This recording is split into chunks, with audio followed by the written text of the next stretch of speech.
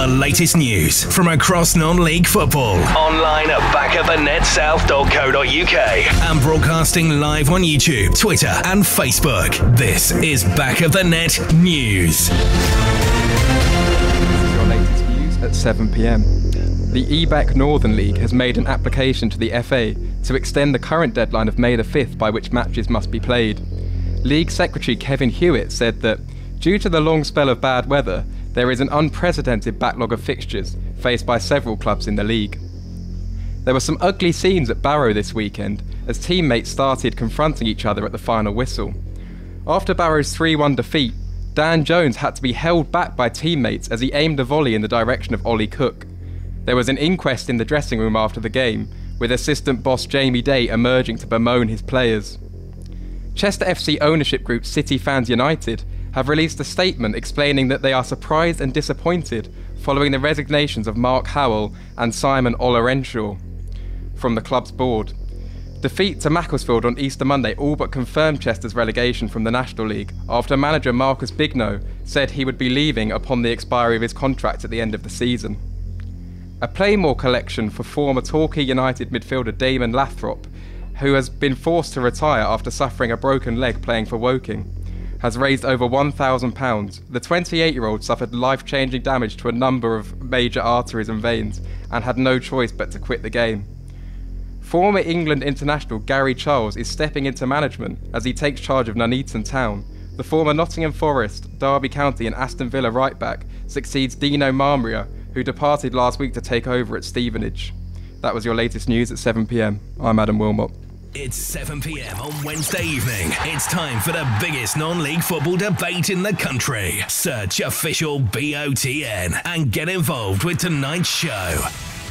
So very good evening and welcome to tonight's show, Back of the Net, back with you on a Wednesday until 9 o'clock. It's a really special show this evening. We're going to talk all about goalkeeping. We've got 3 non-league goalkeepers with us, a 4th to join us. We're going to be talking all about the new art of offensive goalkeeping and playing out from the back. We're also going to be looking into coaching goalkeepers and what it feels like to be between the sticks.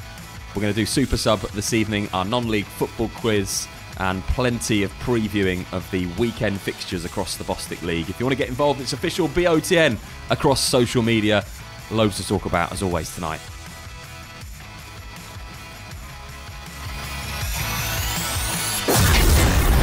Have your say. Get in touch on social media. Just search official BOTN. So very good evening and welcome to tonight's show. It's a very good evening to Mick Sullivan, who joins us. Good evening, Mick. Yeah, good evening, Ben. I'm delighted to say that James Shaw, Sam Mott and Zaki Wallar join us as well. I thought I'd have trouble with your name and it ended up being Sam's. Nice to have you guys in the studio for this goalkeeping special. I'm just going to do something I don't usually do and ask our technician, James, to see if he can give some more volume in the headphones for me because it's not very loud. There we go. Perfect. Excellent. Mick, first of all, I'm going to start the show tonight by talking to you about your experience with goalkeepers, just to get an insight. You've been on the show regularly and we talk about all sorts of things on this show, but goalkeeping's an area. We brought you in tonight as a specialist almost to oversee the guys in the studio. I'm not sure about specialist, but I suppose I've got a question here because it so was evident in my mind on Monday at Walton Casuals. You know, are goalkeepers specialists in all honesty? I saw a player go in goal and he's as good as any goalkeeper I've seen this year. So can all 3 of you answer me, why are you more specialist than any old player that might be able to go in there and do a job? Did you ever play in goal? No, I haven't, but it looks like I might have been able to go and do a job. If I got put in as a late request, I'd go in, I'd do my best, and I don't need all this extra goalkeeping sort of. I might as well give up on a goalkeeping coach to coach you lot, like, you know, because obviously I can get a player to go and do it. Well, I mean, obviously I'm going to say that it's a specialist position, but it's more, I guess it's probably more mental than the outfield players. You have to actually concentrate and like think about what you're doing and stuff, whereas as an outfield player, you just sort of run around and let it go with the flow, maybe. So, and Mick's making special reference to the game that we were at on Bank Holiday Monday between Corinthia Casuals and Walton Casuals, and Danny Bracken with that horrible injury, and of course we wish him well in his recovery. He's going to be out for the season, and you gave man of the match to the new goalkeeper. I did, and he was fantastic. You know, he did use his feet a lot, I must admit, more than his hands, but he's still done a fantastic job. And I sort of thought maybe he'd been a goalkeeper before he'd become a player. And he hadn't, and he said the last time he was ever in goal, he was asked about 4.5 years ago, and I don't know how well he done on that day, but he was fantastic on Monday. And it's tongue-in-cheek, lads, by the way, but all that is. Well, I wanted Mick to start with that question. He told me before the show, because I think we're going to, hopefully tonight in the next 2 hours, prove why goalkeeping is a really specialist position. Going to start by talking about, off the back of the international week that we've just had, the goalkeepers that have been selected for the England squad, and it'd be really interesting to get your opinions on it. Obviously, we're looking at Joe Hart, Jordan Pickford, Jack Butland, Nick Pope, Fraser Forster as the main contenders for that jersey, perhaps. And I know that Jordan Pickford maybe has put himself in pole position, but what are your thoughts on the England keeper, James? I think if Southgate carries on trying to play out the back, like deliberately, like he did against Holland and Italy, then I think probably Jordan Pickford's probably going to be the best man for the job. I think there's a lot of questions over his like goalkeeping in terms of the standard, and he's got a lot to learn, having watched him in the Premier League. But I think that like England's goal against Holland, for example, came for him like coming like 30 yards out of his goal into like the right back position and playing a pass which most keepers wouldn't have even been there, and even if they were there, they just humped it into the stands. So I think if he's going to be insistent on playing out the back and using ball playing defenders, then I think it's got to be him, and you've got to run the risk over the lack of experience on things like crosses and things like that, which he's maybe had a few question marks over him. Any variations perhaps on Jordan Pickford being number one in the summer for England? Not really, no. I think that, as just James said, Jordan Pickford was probably the best with his distribution, above Jack Butland and Joe Hart. And there is a question mark over crosses, but I think there's a question mark over crosses over all of them, to be honest. Fraser Forster doesn't come into it for me. He's been dropped by Southampton. He's not going to play to the end of the season. So for me, it would be Jordan Pickford and Jack Butland just behind him. And Zeki, is it that England are really in that stage in the summer? I don't think anybody's expecting anything this year, and there's plenty of young players throughout the team. So actually, if Jordan Pickford's going to be the number one in the future, we may as well go with a young team. Yeah, I agree. I think Pickford out of the lot probably has the most confidence at the moment. And going into a World Cup, you're going to need a goalkeeper with lots of confidence. He's quite cocky and arrogant in a good way, and I think that'll rub off on the team. Again, like the boys said, with his distribution, I think he's the choice. I think.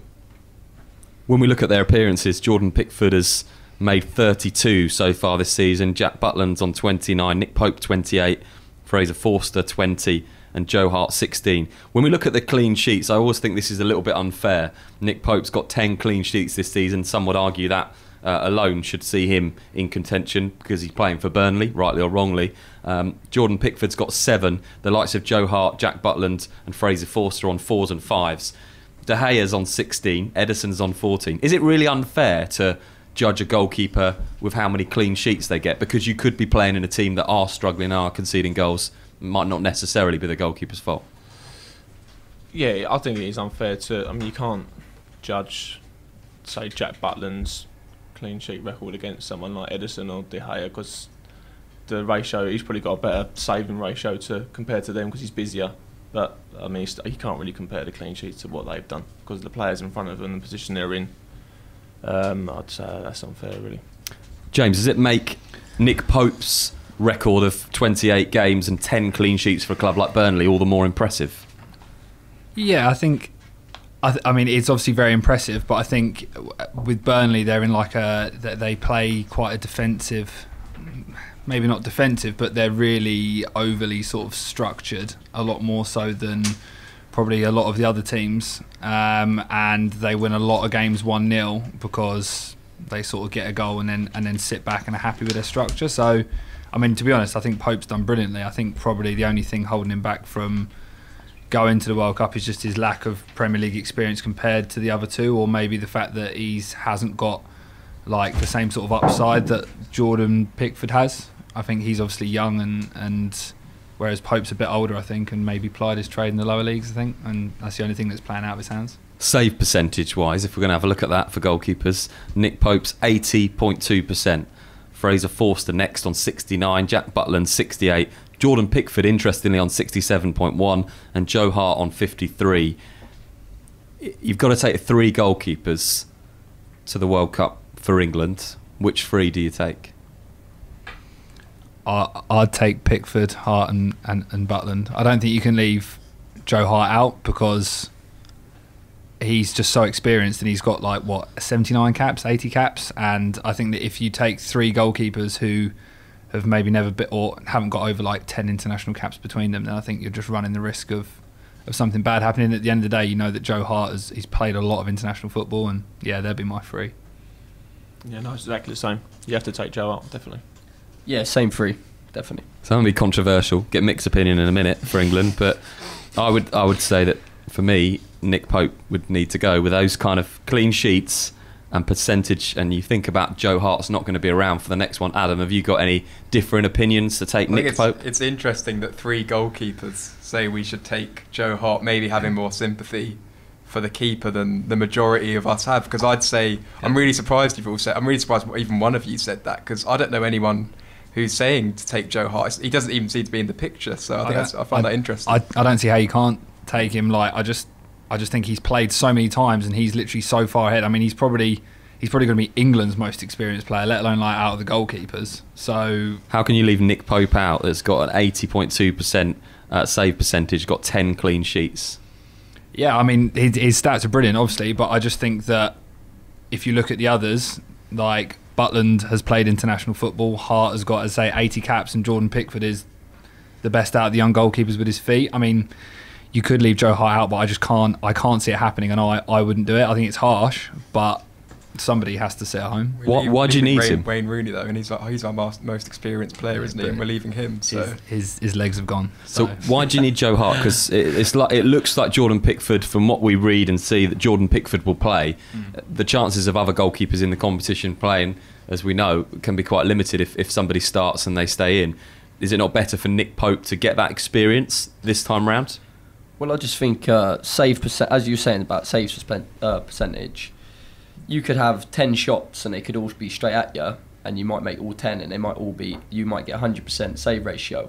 But if you're letting in 5-6 goals in their top corner and you can't save them, your save ratio is not going to be anywhere near as good as the other goalkeeper. So I think the save percentage is almost a little bit false, because it depends what sort of shots you're up against.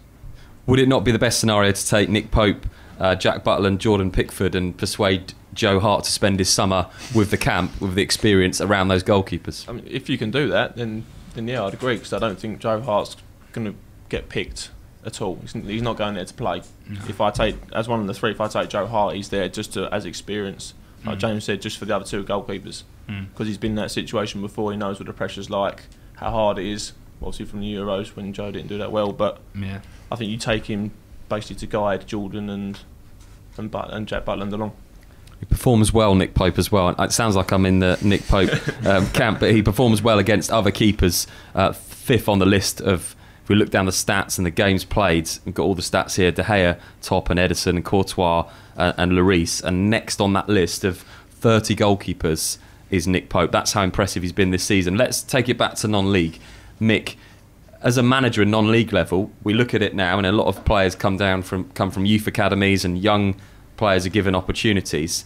As a manager, how much do you look at the goalkeeping position and think, I can put somebody in that's not got the experience? And when you're going for promotions, do you really want that experience, even at this level, in goal? I'm glad you come back to the non-league bit, because I was starting to lose myself when you're talking England's and that, because you know that's not my game, listening to all these premierships and stuff. But I was going to put a question out maybe later in the programme about an England non-league team. I know there's a C team which supposedly brings non-league players into it, but they don't ever do we ever see anything of a step 3 or 4 player making that England team, which is really disappointing for me, because I know there are some great players that could make that level. They either give the manager's job to this England C team to someone that's been at that slightly higher level, conference and that, and they never look down the pyramid a little bit lower to find the talent that's obviously there and blood them early. But going back to what your question to me about goalkeepers, experienced me all day long. All the keepers that I've ever used. Chico Ramos was a very experienced keeper from Hampton Richmond when I had him at Leatherhead. Who was the other one that I had? Colin Harris was another good one.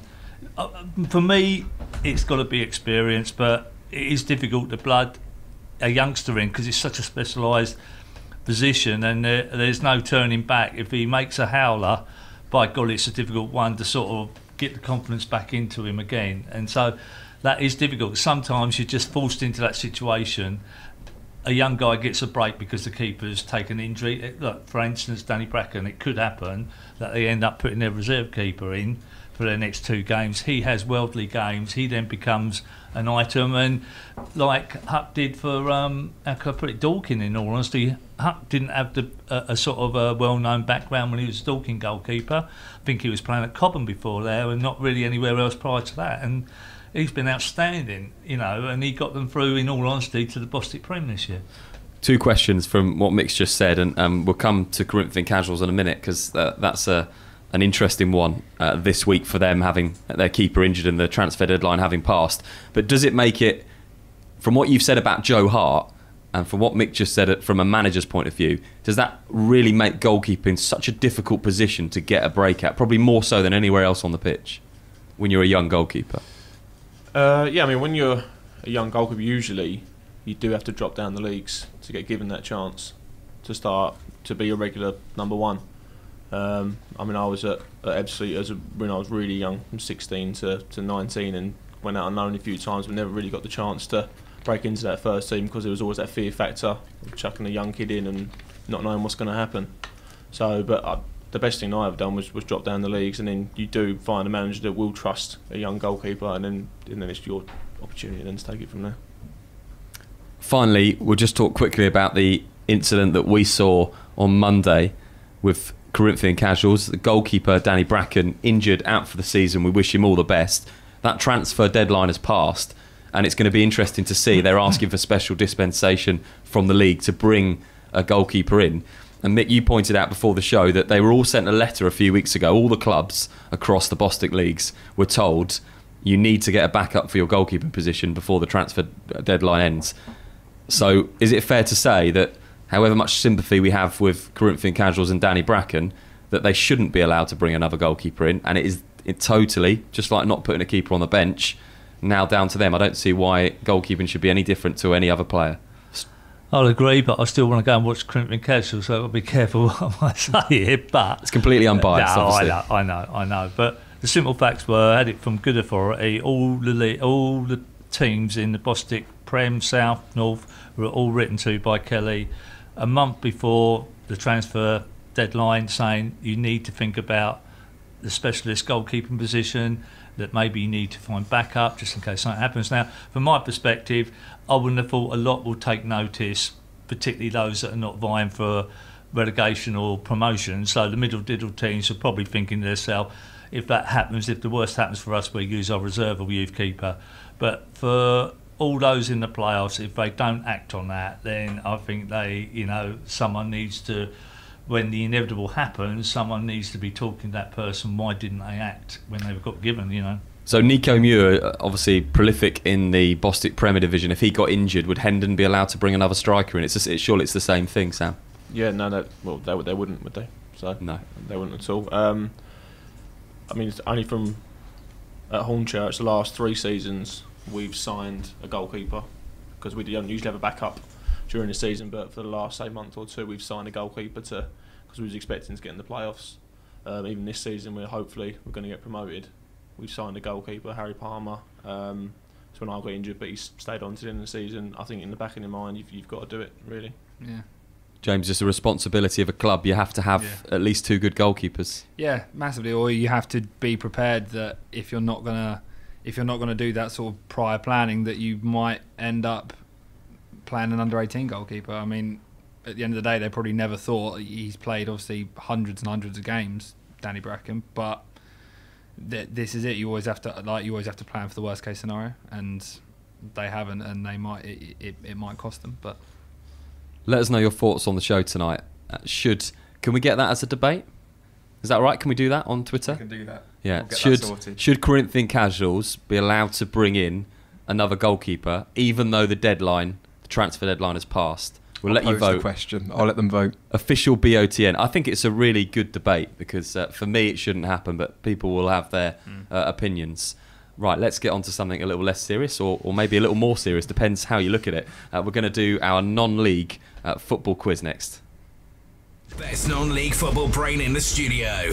Tweet your answers to @officialBOTN.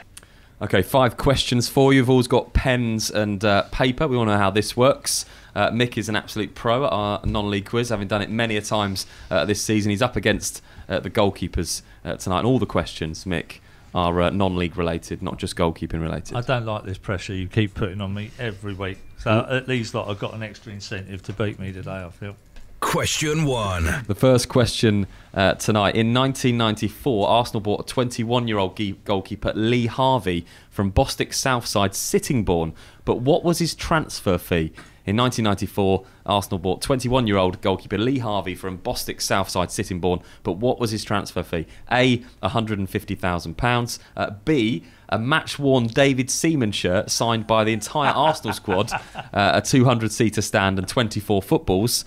Or C, an agreement Arsenal would play a friendly match against Sittingbourne at Highbury and give them £1,000.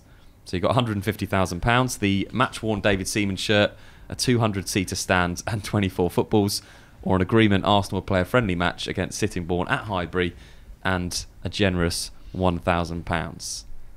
Question 2.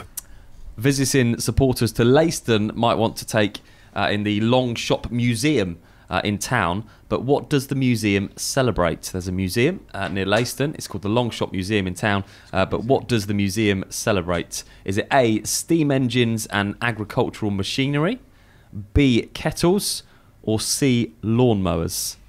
Which one of them, Mick, would take your fancy to look around a museum? None of them, but they are. Steam engines and agricultural machinery, kettles, or lawnmowers? Question 3. As the crow flies, do Lowestoft play closer to Ajax, Amsterdam, or Worthing FC? Do Lowestoft play closer to Ajax, Amsterdam, or Worthing FC? Lots of thought going into these questions tonight. Question 4. How many Bostik League sides play inside the M25, so the Premier North and South clubs? How many Bostik League sides play inside the M25? It's the closest one to the answer that gets the points. If you get the exact answer, I'll give you 2 points. How many? All three divisions. All 3 divisions play inside the M25. Question 5. Dunstable Town sit 23rd in the EvoStick Premier South, whilst Gosport Borough sit 24th. But what is their goal difference combined? Dunstable Town 23rd in the EvoStick Premier South, Gosport Borough 24th in the same division. But what is their goal difference combined? Is it A, minus 94, B, minus 131, or C, minus 208? Some tough questions for you to get your head around tonight. Official BOTN if you want to let us know your answers. And whilst those in the studio think some more, we'll come back after this. You're listening to Back of the Net, powered by Promote UK. We're really good at what we do. Times are changing. We now live in a digital world where 9 out of 10 people use the internet to look for local goods and services. Whether in front of a computer at home or on a mobile phone on the go, people expect to find what they want, when they want, quickly and easily. The question is, can your business be found? At Promote UK, we specialise in getting local businesses found online. One highly affordable package will give your business a stunning mobile responsive website, which we guarantee guaranteed to get to the first page of Google and keep it there. And we take care of everything: copywriting, design, hosting. We even offer unlimited amends all year round for no extra charge. So, whilst you're busy focusing on your business, we're busy making sure it can be found online all year round. Start your Google Page One journey today with a free online health check by visiting promoteUKLimited.com. Promote UK. We're really good at what we do. From Premiership to Playground, MH Goals has everything you need for an outstanding football match, including aluminium and steel football goals, nets, line marking machines, team shelters, boot wipers, and much more. Buy with confidence direct from the manufacturer with great prices available across our whole range of sports equipment. What's more, we offer fantastic discounts for all FA affiliated clubs. We pride ourselves on British manufacturing. We make all our football goals here in the UK and conform to the latest British and European safety standards. So call MH Goals direct on 01502 711 298 or visit our online store at mhgoals.com. Are you a budding footballer sitting your GCSEs next summer, wondering what to do next? Want to play football while studying for qualifications that will get you into university? Dorking Wanderers Football Club are now recruiting for their football academy for 2018-2019. Based at their brand new state-of-the-art Meadowbank Stadium, you'll be playing in the National Conference Youth Alliance against the best clubs in the area each week, as well as the prestigious FA Youth Cup. You'll be studying BTEC Level 3 qualifications, equivalent to 3 A-levels, alongside professional coaching from our UEFA qualified coaches. For information on trials and open evenings, visit dorkingwanderers.com/academy or email academy@dorkingwanderers.com. Head to backoftheNetSouth.co.uk tomorrow morning for video highlights and full match reaction of today's games. Back to your favourite non-league football show, powered by Promote UK. We're really good at what we do. Back of the Net, where it matters. Welcome back to Back of the Net. We're on till 9 o'clock tonight. It's a goalkeeping special, talking all about goalkeeping for most of the rest of the show. Got Super Sub a little bit later on as well, and we'll look forward to the Bostik fixtures across the weekend. Right now we're doing the non-league football quiz. Plenty of thought in the studio, plenty of answers down on paper as well. Let's get into it. Join in with the biggest non-league football quiz in the country. Tweet your answers to @officialBOTN. Are we all feeling confident ahead of the revealing of the answers on the quiz? No. Okay, standard in the studio. Question 1. In 1994, Arsenal bought 21-year-old goalkeeper Lee Harvey from Bostik Southside Sittingbourne. But what was his transfer fee? Was it £150,000? A match-worn David Seaman shirt signed by the entire Arsenal squad, and a 200-seater stand and 24 footballs, or an agreement Arsenal would play a friendly against Sittingbourne at Highbury, plus give them £1,000. James, what did you get? I went for C. I went for the last one. Mick? Oh, I've got to go for the one that always happens when you end up giving a good player to a professional club, a stand and some footballs and a signed shirt of some sort. Zeki, what did you get? I went for C as well, yeah. And Sam? Yeah, C.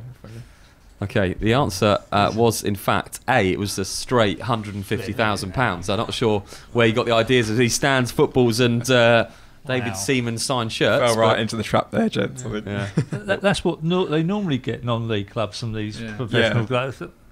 That is a common form of reimbursement. Totally. May have been a trick question. I'm not sure what they spent the £150,000 on. It might have been 24 footballs and a 200-seater stand, but we'll never know. Or someone out there might know. Okay, no points for the first question tonight. Question 3. We'll do question 2 before we do question 3.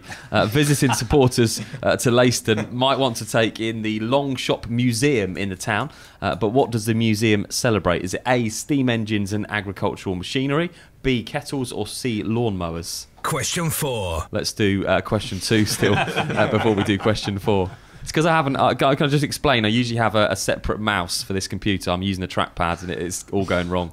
But we are still on question 2. So, James, what do you think visiting Leiston supporters in the Long Shop Museum in town might be going to see? I went lawnmowers, which was C, I think. What did you go for, Mick? I went for agriculture and railway steam stuff, whatever it is. Steam engines and agricultural machinery. That's the one. Zeki? Yeah, I went for A as well. It's in the middle of nowhere, so they must have loads of farmer stuff up there. That's it. Farmer stuff. Sam? I went for A as well. The answer was A. It was steam engines and agricultural machinery. If you're interested in lawnmowers, however, the British Lawnmower Museum is based in Liverpool. That is a great museum. Haven't been there myself. I can recommend that. Have you actually been to the British Lawnmower Museum? Of course not. Steam engines and agricultural machinery, though, very much in Leiston. Question 3. Okay, we are back on track and back on question 3. Do Lowestoft play closer to Ajax Amsterdam or Worthing FC, James? I had a good think about this one. I think Amsterdam, but Mick? You know what, I was going to say Amsterdam, James, but I've gone for Ajax. That's the same. That's the same answer. Oh, is it? Yeah. You gave me It's Ajax Amsterdam or Worthing. Oh, wow. I thought you gave Ajax three. play in Amsterdam.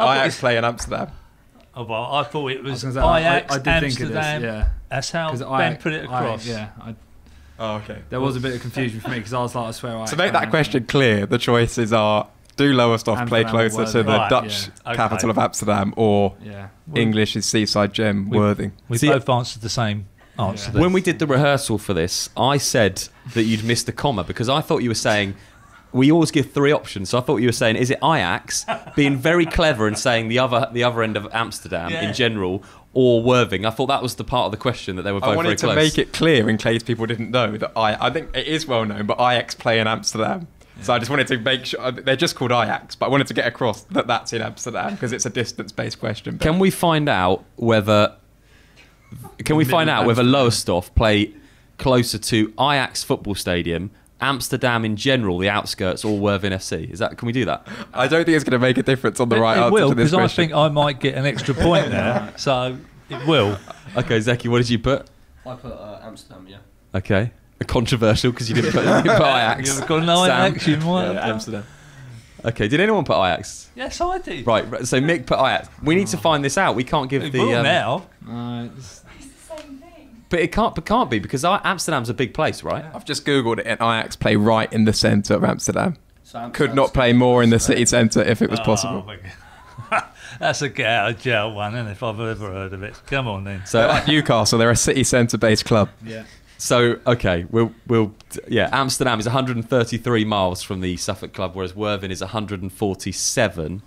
So we'll give everybody points. Is that what we're saying? No one said Worthing. That's fine. Apart from Mick. Unlucky Mick. Okay. Right, let's go for question 4. Question 4. How many Bostik League sides play inside the M25? Closest answer. If you get it spot on, we'll give you 2 points. James, what did you get? I said 22. Mick? That's incredible. I went 20. I went for 33. I went big 48. So James, you got it closest because it was 26 clubs play inside the M25. I'll have a point for that. Question 5. Last question tonight. Bit of relief that it's the last one. It's taken a while. Dunstable Town sit 23rd in the Evo Stick Premier South, whilst Gosport sit 24th in the same division. But what is their goal difference combined? Total goal difference combined? Is it minus 94, minus 131, or minus 208? James, what did you get? I put 208 because I thought they were like. I thought one of them was. Well, I'm pretty sure that Gosport were like minus 100 at like Christmas or close to it. Wow, So blimey. Mick? Oh, well. Can I change mine then? No, you got to put what you put. 94 minus. So combined, you thought they had a 94 combined. Yeah, I did, Minus because 94. I didn't think they let as many goals in at that level of football, if I'll be honest about it. It's shocking. Zeki? I've actually said B, but I think it's C now, actually. Okay, you've got to go with B. Sam? Yeah, C. The answer is C, minus 208. Both clubs have a minus goal difference of 104. yeah. It's a shame we didn't have their Shocking. keepers on to explain themselves tonight. Yeah, exactly, yeah. Keeper's fault, or, Yeah. Oh, good point. Keepers End Union up there. getting blamed on them anyway. So let's find out who's won the non-league football quiz tonight. It was a long one. It went on a while. So joint second place. So a silver medal for Zeki and Mick Sullivan. Oh, Which well done. which means that in joint first place, meaning we might need a tiebreaker here, are James and Sam with 3 apiece. Means we definitely do need a tiebreaker. Have you got one? Adam's going to get us a tiebreaker now. But while Adam does that, I just want to say a very good evening to Rob Tolfrey, who's joined us. He's on the end to come in. Nice to see you. Yeah, very good. Yeah, nice to see you. We'll get you on the green mic there. In his best jumper. Sorry, just got from Croydon, so the same what I normally wear. So. We've just done the non-league football quiz. We're waiting to find out who's won. Adam's going to give us a tie-break question. You ready, Adam? Got it. Okay, just hold on a second. We'll get the tie-break drone ready to go. It's really important, obviously, a very glamorous title to walk away from here as the non-league quiz champion of the evening. So, gentlemen, right, Adam, tie-break question. If you want the answer, all you got to do is say your name before you can answer. No shouting out. Which team is top of the National League South? James. It's Dartford, isn't it? It keeps going, this. So that's not right. That's incorrect. Okay, fine. Go on. Sam, is it Haven? Yep. There we go. Whoa. Sam Mott, well done. He's the quiz winner tonight. Well played, Sam. Tie-break question. It's very close in the end. Dartford are second, James, so you were close there. Second's not good enough. Let us know how you got on. Official BOTN across social media, and we've got our poll up on Twitter right now. We don't know, but we will soon. Soon the poll will be there. Okay. Okay, right. We'll get the poll up by 8 o'clock tonight. Well, we're going to come back to Adam, put pressure on him. We've had a few comments on Facebook about the show so far. We're keeping Adam working. What we like to do is Adam has a lot of time on his hands throughout the week, so when he comes to the show, we like to keep him as busy as possible. I think I need about 8 hands for this show at this point, but I've got the comments and they're about to be read out. Okay, so what have we had on Facebook? Bertie Showturl says Zaki for Algeria. Zaki, do you think you're close to a call-up? Who knows? Who knows? Zaki's not commenting on if he's going to get an Algeria call. Also, just point out Zeki. Zeki. Okay. Dom De Paolo, a regular panellist here at Back of the Net, has asked, why does James Shaw wear glasses? Is it to make him look more intelligent? No, it's so I can read. It's so he can read, Dom, if you're listening. Yeah. Gary Taylor said Nick Grinder was the keeper's name. That was his previous comment too. Mick Sullivan had a very good keeper playing for him at Walton Casuals. And I can't believe I forgot about him. And I can also add, by you saying that, Gareth Williams is also another good goalkeeper for me at Walton Casuals. Excellent. That's the roundup of our comments finished. Okay, and we're going to get our poll on Twitter very shortly. Thank you, Adam. Doing a fantastic job on social media tonight. Anytime. Okay, Rob Tolfrey has joined us. Plenty of goalkeepers now in the studio to discuss our goalkeeping debate tonight. I'm going to move it on now to talking about goalkeepers offensively and how the role has changed. Before we get into it, is it something that's you've all noticed over the last 5 years, that big change that's obviously most people would say that Pep Guardiola has a lot to do with it and bringing it in at Manchester City? Have you noticed a real change in the expectations on you now as a goalkeeper? Yeah, definitely. I think it's, like you say, only from the last 5 years. When I was a lot younger, we used to work on distribution a bit, but nowhere near as much as they do now. So it's definitely, that's because the game's evolved and it's a massive part of the game. You say even clubs down at our level trying to do it on the pitches that are awful, still trying to play it from the back. And not me personally, I just launch it. But but some clubs, I mean, Cray Wanderers, Tony Russell down there, he's done it for years. So, and it's just part of the game how it's evolved, and keepers are expected, even down at our level, to be able to be confident and play out from the back with their feet. When we look at Manchester City, they always come into these debates of playing out. They are the best ones at doing it. The patterns of the triangles that Guardiola likes to instill into his teams obviously makes the goalkeeper really important because they start that off. And Ederson has an 85% save percentage this season. He also has an 84% passing accuracy. It's amazing, isn't it, that these stats are now looked at to judge a goalkeeper's performance. Yeah, I mean, he's unbelievable, Ederson. I think it's not just about like playing out the back as such in the traditional way of like passing it out the sides of the penalty areas, but like being able to, like the goal against Everton at the weekend where he's pinged it like 30, 40 yards into the middle of the park. He's seen a space and he's seen a run, and he understands like the movement of the outfield players as well, which, as I said, I've throughout when I was coached when I was younger, it was just about how far you could hoof it basically. So yeah, I mean, Ederson's brilliant, and like you see the effect he's had on Man City this season is ridiculous. Like the change from Claudio Bravo previously, and yeah, it's definitely something that's been asked more of, and yeah, even on the ridiculously poor pitches that we sometimes have to play on. But I mean, to be fair, if everyone's on the same page, it's not just about the goalkeeper as well. If everyone's on the same page, then you can do it. But it takes like a lot of training and practice and making sure that everyone knows where they're going to be and stuff. So he's had more throw-outs than he has goal kicks. 132 throws to 132 goal kicks this season. Obviously, Man City are top of the Premier League. We look at perhaps, I'd say, one of the closest teams to City, maybe doing them a real justice here. But Cray Wanderers, who we saw at the weekend, built on this reputation of playing out from the back. We've seen them a couple of times this season. You have to say, very much modelled on the style of Manchester City. And when you speak to the guys, and you know them well, Mick, that manage, they've done a really good job of trying to instill this. You can play out from the back using the goalkeeper. And it was really interesting when we saw them play, because their keeper actually had an absolute shocker in that game. And one of the things on the tip of my tongue is the manager of Cray Wanderers, Mick, you'll be able to tell me his name. Russell told me afterwards, he said actually for the whole of the season so far, he'd been unbelievable.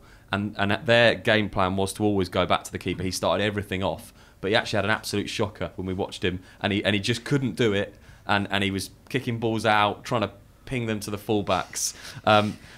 But the manager said, fair play. We've done it all season. They've scored more goals than anyone else in the division, 96, 12 more than Lewis. They've scored more goals than Manchester City, and it's why we made the comparison. But the goalkeeper is integral to everything they do, and that's what he told us. Is this going to only continue? Is it only going to become more and more for a goalkeeper to be involved in?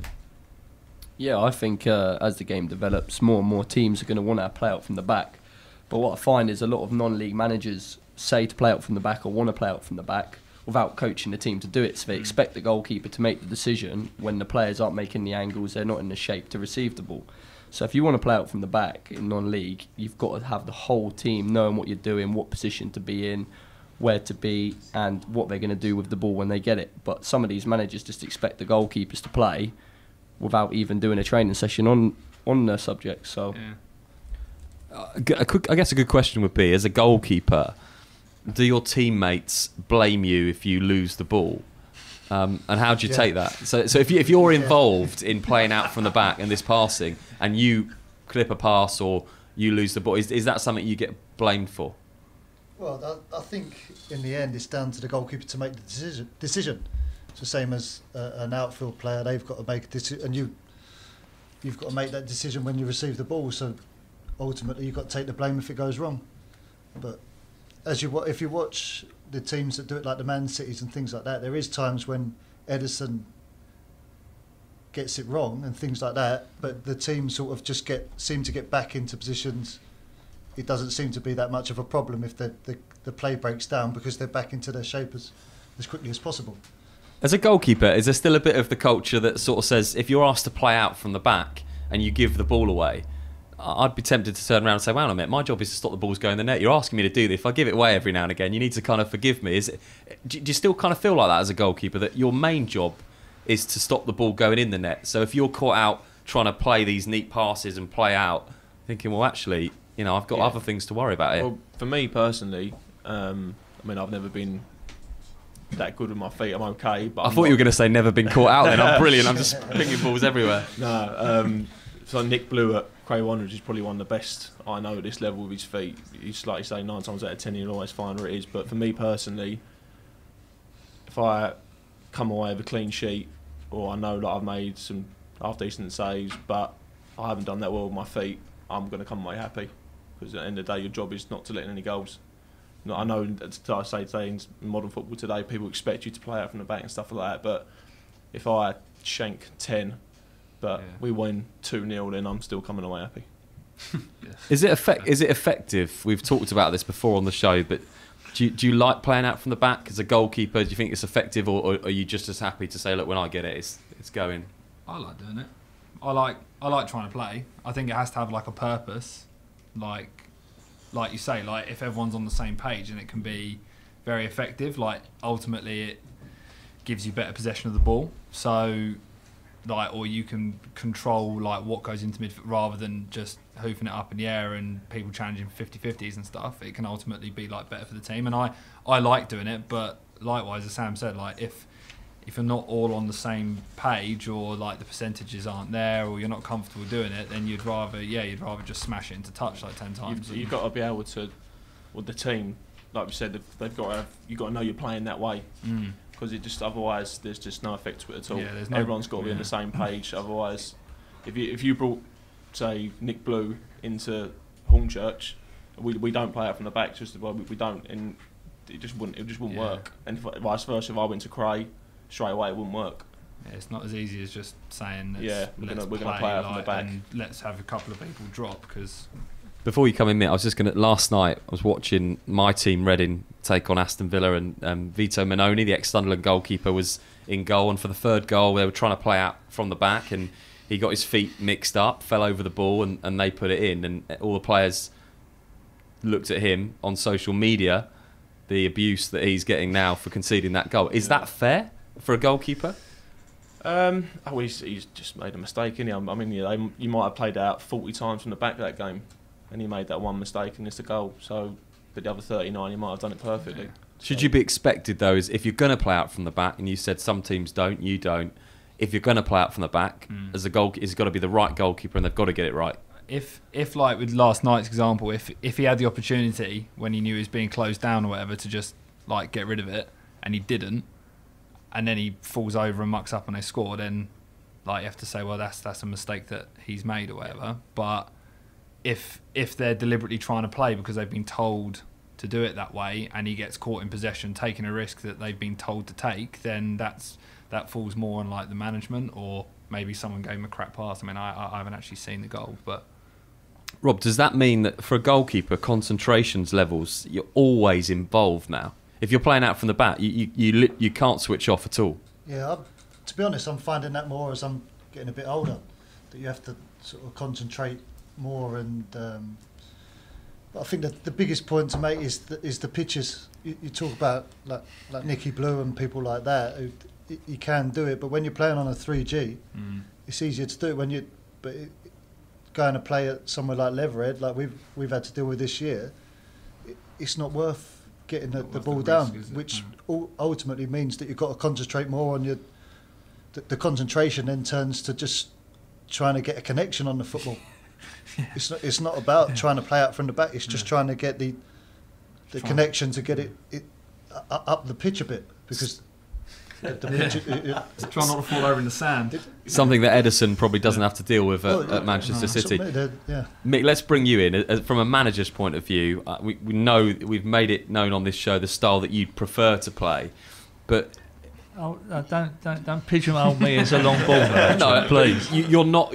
I won't get any players playing for me in the future if you pigeonhole me that way. You're not particularly somebody. You don't believe particularly in let's take risks in unnecessary areas. Totally. I don't know Russell Oakley well, but obviously Joe Vines I know better.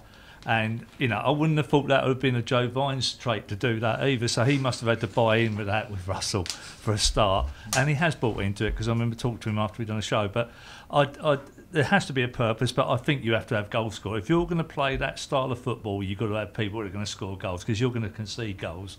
Because I still think it's easy to play against when you know that every occasion, and Craig do it more than probably most teams that I know, will play all the time from that back. And I think it's just too easy to read. I mean, these are non-league footballers, these are not professional footballers, and if you can shut them down and you get enough bodies and high press them, they're going to make mistakes, they're going to concede goals, and basically they've got to have enough up top to actually compensate for that, and Cray thankfully have.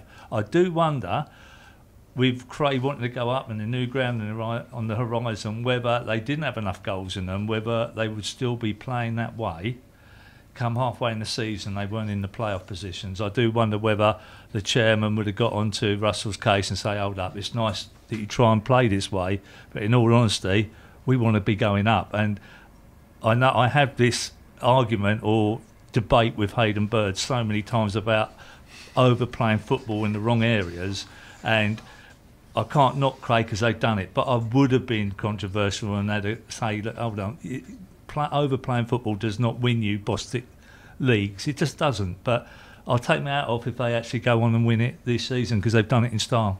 And obviously, apologies to any Cray Wanderers fans. It is, of course, Tony Russell who is the manager. Mick's, it's all right, Mick's just not on first name terms with him. It's Tony, that's it. It's Mr. God. Russell to you. Mr. Russell now, yeah, I think so.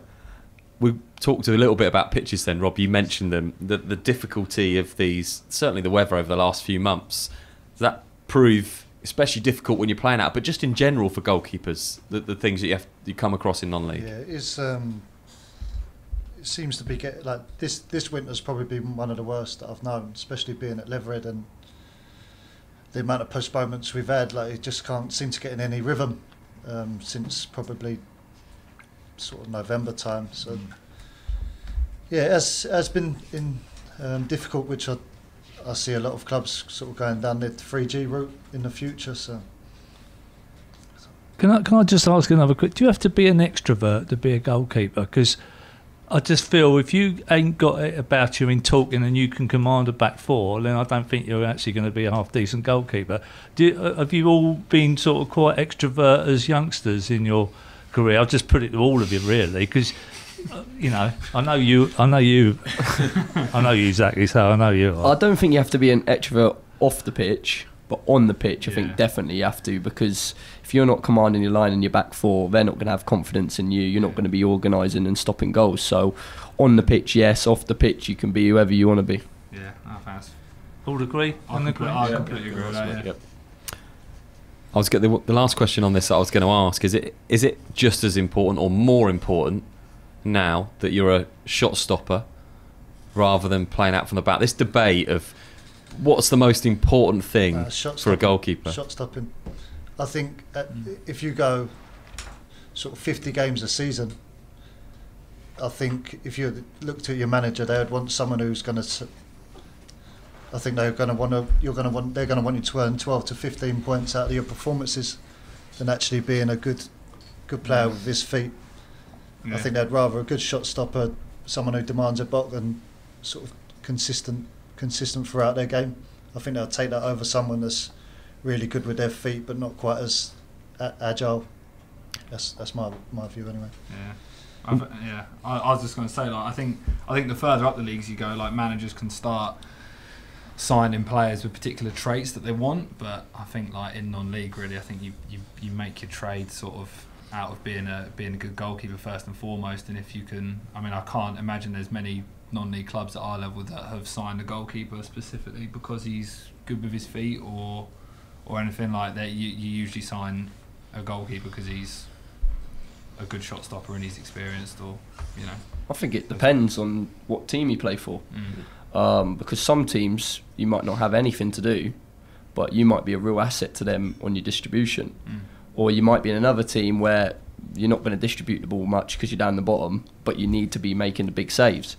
I think as long as you're at a level of both, you'll be all right, because you could, as you said, the guy you see playing goal, anyone can make saves. You can put anyone. You could put a cat in goal, he'll jump in the way of the ball, So, wow. But anyone can make saves. But obviously you have to be at a level shot stopping.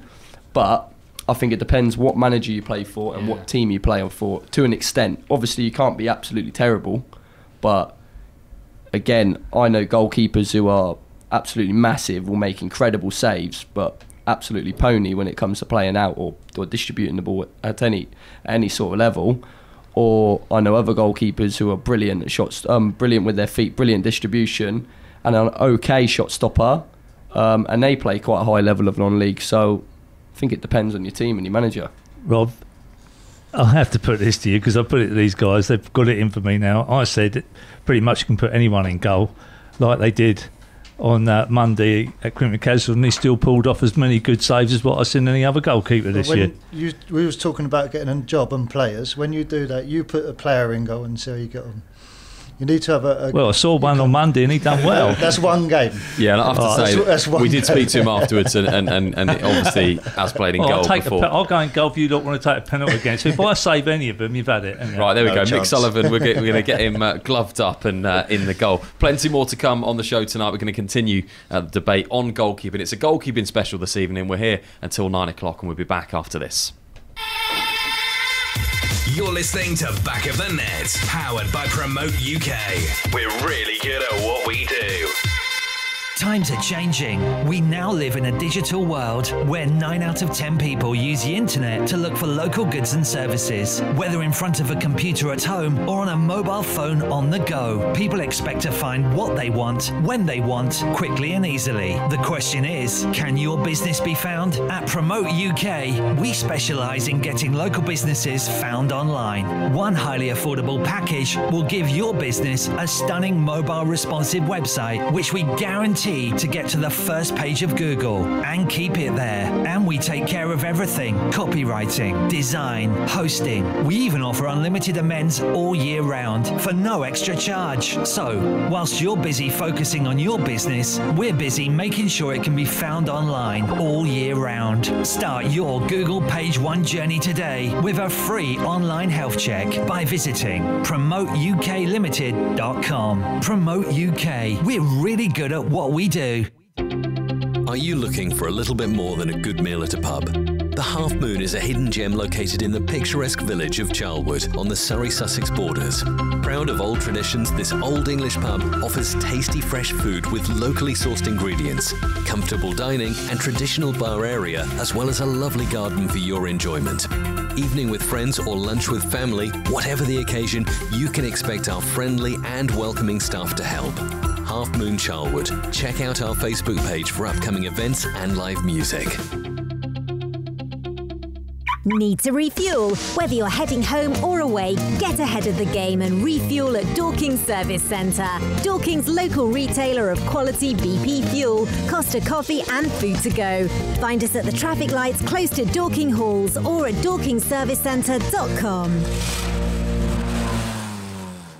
From Premiership to Playground, MH Goals has everything you need for an outstanding football match, including aluminium and steel football goals, nets, line marking machines, team shelters, boot wipers and much more. Buy with confidence direct from the manufacturer with great prices available across our whole range of sports equipment. What's more, we offer fantastic discounts for all FA affiliated clubs. We pride ourselves on British manufacturing. We make all our football goals here in the UK and conform to the latest British and European safety standards. So call MH Goals direct on 01502 711 298 or visit our online store at mhgoals.com. Head to backofthenetsouth.co.uk tomorrow morning for video highlights and full match reaction of today's games. Back to your favourite non-league football show, powered by Promote UK. We're really good at what we do. Back of the Net, where it matters. With all the latest news from across non-league football. Online at backofthenetsouth.co.uk and broadcasting live on YouTube, Twitter and Facebook. This is Back of the Net News. Here are your latest headlines at 8 p.m. The EBAC Northern League has made an application to the FA to extend the current deadline of May the 5th, by which matches must be played. League Secretary Kevin Hewitt said that due to the long spell of bad weather, there is an unprecedented backlog of fixtures faced by several clubs in the league. There were some ugly scenes at Barrow this weekend as teammates started confronting each other at the final whistle. After Barrow's 3-1 defeat, Dan Jones had to be held back from teammates as he aimed a volley in the direction of Ollie Cook. There was an inquest in the dressing room after the game, with assistant boss Jamie Day emerging to bemoan his players. Chester FC ownership group City Fans United have released a statement explaining that they are surprised and disappointed following the resignations of Mark Howell and Simon Olorenshaw from the club's board. Defeat to Macclesfield on Easter Monday all but confirmed Chester's relegation from the National League after manager Marcus Bigno said he would be leaving upon the expiry of his contract at the end of the season. A Playmore collection for former Torquay United midfielder Damon Lathrope, who has been forced to retire after suffering a broken leg playing for Woking, has raised over £1,000.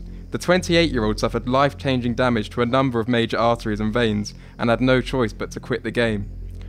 Former England international Gary Charles is stepping into management as he takes charge of Nuneaton Town. The former Nottingham Forest, Derby County and Aston Villa right-back succeeds Dino Marmria, who departed last week to take over at Stevenage. Those are your latest headlines. I'm Adam Wilmot. Thanks, Adam. Just a couple of things. The ugly scenes at Barrow. Have you got any more on those? It was like a scene from the Wild West at Barrow on Saturday. Absolute chaos. Players kicking balls at each other, cones getting thrown in the changing room. I've never been to a non-league game where players don't kick balls at each other. I think it was a bit like that incident at Newcastle between Lee Bowyer and Kieran Dyer. Two players just completely lost it with each other on the pitch. Right. Bit of a problem for the gaffer at Barrow. And Mark Howard, Simon Ollerenshaw resigned from the club's board at Chester. I thought that was going to be a management vacancy then. I was going to put Mick Sullivan's name forward for RBL Media, maybe. I don't travel too well, mate. Sorry. Yeah. Mick doesn't do anything out of Surrey. Is that what? I'm just local Surrey. Yeah. That's it. Any Surrey jobs? Let us know. Yeah. Welcome back to the show tonight. Plenty more to come between now and 9 o'clock. We've had lots of messages on social media, Adam. We'd like to keep you busy, so we'll go first of all to the Facebook and Twitter and all the messages that are coming in. Official BOTN if you want to get in touch tonight. Yeah, it's been a busy night on Facebook tonight. Dom says, James, don't drop your microphone. Yeah. Dom's got it. Has he not come up with anything new yet? Have you got history? I've known him for like 7 years and he's still using the same material. I was going to ask if there's some history between you and Dom. No, he got rid of me once. That's about it, really. So. You won't be signing for Horsham then? No, that's out of the question. Sorry, Dom. Simon Keogh got in touch to say that his son plays for Aldershot Town under 14s, and even at that level, the goalkeepers are very much encouraged to play out from the back. And apparently it's how the way forward in under 18s football. Is he the ex-Wolves player? Was that Simon Keogh? Was that somebody? Andy Keogh was the ex-Wolves player. Ireland and Wolves. It might be related, to ask him. And that's it from Facebook. Get in touch on Twitter at official BOTN. Okay, have we got the poll out there? The poll is out. Okay, so the poll is all to do with Corinthian Casuals and their goalkeeper Danny Bracken, who's injured and is out for the season now, and thereafter special dispensation to bring in a goalkeeper between now and the end of the season. And we asked the question: is it right they should be allowed because the transfer window is now closed? What do you think? Official BOTN, let us know, and we'll give the updates on that poll just it's currently very tight, so your vote really matters. It's not like a general election. Your vote does. There's no wasted votes on back of the net. Sounded like something they'd say before the X Factor votes. Your vote really matters. And it costs nothing as well on back of the net, so make sure you do vote. Okay, right, let's get on with the show tonight. We're talking all about goalkeeping. Delighted to say that Rob Tolfrey, Sam Mott, James Shaw and Zeki Wallah, along with Mick Sullivan, join us for the next hour to focus on goalkeeping in football. And let's talk about technology in goalkeeping. I remember seeing a story in the news about, I think it was a League Cup final. I think it may have been Tottenham against Manchester United. And they actually had an iPad before the penalty shootout at the end. And they had an iPad. I can't remember who the goalkeeper was. In fact, it might have been Ben Foster in the goal for Manchester United. And he watched footage of the penalty takers for Tottenham on the iPad seconds before the penalty shootout. Is that anything that you've used? iPads, or watched any opponents' penalties? Or Well, someone should have watched Gary Alexander's penalty for Gray, because I love the goalkeeper just stood up there and catch that ball in his hand. Have any of you been outdone by what Gary Alexander done? It's not Gary Alexander, no. Gary McDonald done for Cray on. Charlie. Oh, Charlie. I'm getting all the names wrong today. Yeah. Oh, thanks, Sam. Yeah, you put me wrong. Charlie McDonald. I get it right, long last. Have any of you stood your ground and actually someone be clever and try and chip you, and you've stood your ground? You just thank you very much. No. A long time ago, yeah, like under 18s football. Right. Well, I didn't actually catch it. I sort of like knew he was gonna, and I'd end up saving it with my legs. I like kicked it sort of thing, but No one's. Should you just be is it just a natural thing for a goalkeeper just to dive one way or other and just guess it? It would have to be a good effort to chip Sam at about 6'4". But no, is that what a goalkeeper does though? On a penalty, does he actually just guess and thinks he's going to hit that side? I'm just automatically going to start moving my body that way, and doesn't that make life easy for the penalty taker? A lot more penalties. I do go down the middle now. Yeah. But I mean, I usually just try and think they're going to go one way or the other. So, and if someone tried to dink me and I caught it, I'll just boot it away. Volley it, Plenty of technology in goalkeeping. if they ever do it in training, just volley it out of the ground, make them go and get it. Yeah. Plenty of technology in goalkeeping right now. The Catapult Optimized G5 goalkeeper monitoring system is something that's currently being used by Bournemouth, and Asmir Begovic, who's not missed a minute of the Premier League action since his 10-minute arrival from Chelsea to Bournemouth, has apparently sharpened his reflexes by using it. He's conceded just 20 goals in 17 games compared to the 28 at the same stage last season. You might be wondering what this system is. The G5 system, as we'll call it now, is the first athlete tracking monitoring engineered specifically for goalkeepers. It's a small GPS unit which sits in a vest between the shoulder blades. Unlike the devices already widely used by outfield players, it measures data specific to goalkeeping. It breaks down stuff like the metabolic power, accelerations, decelerations, changes of direction, all that kind of stuff. Obviously used at Premier League level. Is it something as a goalkeeper that you're A, aware of, or B, you think I'd love to get to a level where I could analyse my performance like that? We've got them at Hornchurch. Yeah, I thought you might have. You'd like to get to a level where you could analyse it probably, but I mean, nowhere near it now. Like if you get a couple of good pumped up balls and someone can volley it straight. But James, you're not painting a great picture of Burgess Hill Town. No, but like, yeah, I mean that's miles away for us. I mean we. As I say, like I haven't. You're lucky if you get like a video of someone taking a penalty in advance of a game. Like you just have to find it yourself. Yeah, exactly. Yeah. Some clubs that we go to are very much up on their technology, and I know that do try and do things that are very clever and spend a lot of time on it. And other clubs just don't. I guess that's down to resource, money, managers' belief. Yeah, going back to the management and things like that. If the finances are not there, like to be honest, we've had times this year where we haven't had a training ground, let alone having somewhere to do tactics or computer analysts. So I think that's a bit far advanced for where we are at the moment, but hopefully one day the game could get somewhere near that. Did Sammy, because they're quite an initiative type of people, Sammy Moore and Jack Midson, do they not do anything like that when you're at Leverett? What, like watch videos and stuff like that? Yeah, that type of thing. Not really, because it's so hard to get videos of some of these clubs. Like, if you think this show here, Back of the Net, one of the few channels that actually record the games, it's not actually that much to watch in other teams, so not really, no. I thought, sorry Ben, I thought a lot of managers get, how can I put a cameraman to actually, I thought Kingstonian film their games, do they not? Yeah, a few. We've got a few. We sometimes do analysis, but I was just going to ask that this. We mentioned about the technology, and we had a bit of a laugh about the obviously the G5 technology that's used in the Premier League. But would you expect in 2018 that any club at this level would be videoing their matches as standard? No question. To provide a camera and a video man at a football club. I mean, I know clubs that are under 8s, under 9s that are videoing games to analyse it. I mean, I'm sure some clubs do video their games, but like Rob said, it just depends on the management if they want to do it or not. So, and if they want to let it out there as well. Yeah, if we film the game, Lee might not want it out there because he might not want people seeing what we're good at, what we're not good at. If someone does take a penalty and they put it in a certain area, he might not want the opposition to see that. So why would he release the footage? He might keep it to himself so we can work on things ourselves. It links nicely, actually, to goalkeeping coaching this. And before we talk about it, let's hear from Peter Augustine. He's a regular on our show. He works for the FA. He's the county coach developer for Surrey. And I spoke to him yesterday about the changes in coaching goalkeepers. Goalkeeping The role of a goalkeeper, how has it changed in the last 5 years? It's changing the fact that goalkeepers have to be much more adept at using their feet. I think you'll find that they tend to use their feet more than they do their hands now. So you're looking at goalkeepers who are very who sometimes have been outfield players as younger players and they've converted to goalkeepers.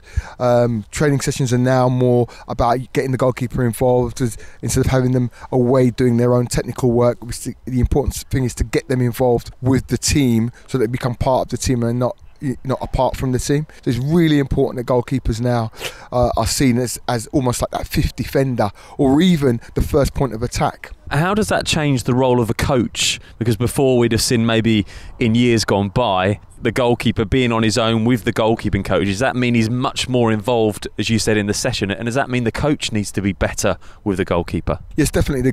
When a coach plans a session, he or she's got to plan a session with the goalkeeper in mind.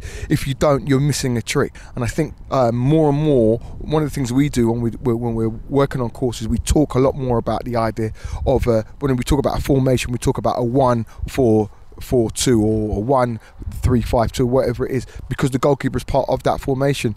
If you look at Manchester City, where the goalkeeper plays, and actually the other day was part of an assist for Manchester City. I mean, it's really becoming more and more apparent, and it's becoming more apparent when goalkeepers in some teams don't play out and can't be part of the playing out. We saw in the game with Corinthian Casuals and Wharton Casuals how the Wharton Casual goalkeeper was involved a lot in them keeping possession, and that's because their coach is very big on them being able to play out from the back. And we look at younger players coming through now. Does it make it more exciting if you're a youngster to be a goalkeeper? We always used to say you'd have to be mad to be a goalkeeper, but now for young players coming through, do they look at that position and think, actually, I quite fancy that because there's a lot more to it, and I can be playing with my feet, and there's a lot to learn? Yeah, that really depends on the coach. If the coach makes goalkeeping exciting, I mean, this is what I would do if I was working with a very young team. What I would be doing is I would be having goalkeeping coaching for all the young players, and then having all the players have been involved in, say, maybe a keep ball session or some sort of footballing session, but they all learn the art of goalkeeping, so they all understand it. So when you have to, under 8s, under 9s, 10s, and you're changing the goalkeeper around, nobody has a fear of goalkeeping, and they understand that role, that they can come out, they can come to the edge of the box, they can get it and change the point of attack. And I think, yes, if the coach has got that mindset, goalkeeping can be very, very exciting. Can we put this changing culture all on Pep Guardiola, or would this have happened anyway? I think it would have happened anyway. Pep Guardiola's in the press and he's a big manager and all that sort of stuff, but I think it would have happened anyway because the game is becoming so much more tighter, and you just need something extra to help you unlock defences. I remember when I was at Hampton, that's one of the things we did a lot of, was working with the goalkeeper and getting the goalkeeper to play out, and we actually deliberately put somebody in goal who was good with their feet in one of our youth teams because we wanted to play out and use the goalkeeper as that. Does this mean when we look towards county levels and lots of courses that are put on for coaches, does it mean there is really a need now for more level 1 and 2 goalkeeping courses? There always has been. I think there always has been. I think for coaches to have that all-round knowledge of the game and players, you need to know about the goalkeeper as well, and I think that's even more going to be even more apparent about how you're going to use a goalkeeper. But that's going to become, and I think the courses will change to reflect the role of the goalkeeper. So it won't be just about shot stopping. So the tutors of those courses also have to know about outfield play, and I think that's what's happening now. I think it's going to be a very, very important part of goalkeeping coaching now. Back of the net, where it matters. Really interesting views as ever from Peter Augustine on the coaching in football, specifically towards goalkeeping. And James, he talked there about how he sees it evolving so that now all coaching, as a coach of any team, you need to have knowledge of a goalkeeper, and most importantly, he said that you need to bring a goalkeeper into practices, and it's not just a case of maybe how it used to be where goalkeepers would go off and do their own thing. They need to be actually involved in everything that the team are doing. Yeah, I mean, I wouldn't say obviously involved in everything. Like, there's always going to be time where you have to go off and do your specific goalkeeping stuff. But I think that the more it all goes back down to like how your team want to play. I think the more like the more phase of play and things like that you do, that the goalkeeper's involved in, the more time he gets to work with his back four, both defensively and with the ball, then it's only going to be positive. But I mean, there's always going to be a time where you have to go off and do your sort of cone work and handling and things like that, which you're not going to get in a phase of play environment. Yeah, I mean, I just think like the more time you spend on the training ground in general is obviously going to be better. Zeki, when you're in sessions and you're being trained, do you find that you spend a lot of time with the team now, or has it changed the way that you're coached as a goalkeeper? Yeah, definitely. I think obviously you do your goalkeeping specific stuff at the start. Usually a lot of that incorporated with passing and stuff like that as part of your warm up as well as your handling. And then usually you join in with the outfield players, and you might be even in a possession game with them where you're the end player. So you're using your feet as an end player as well as being the goalkeeper in the drill.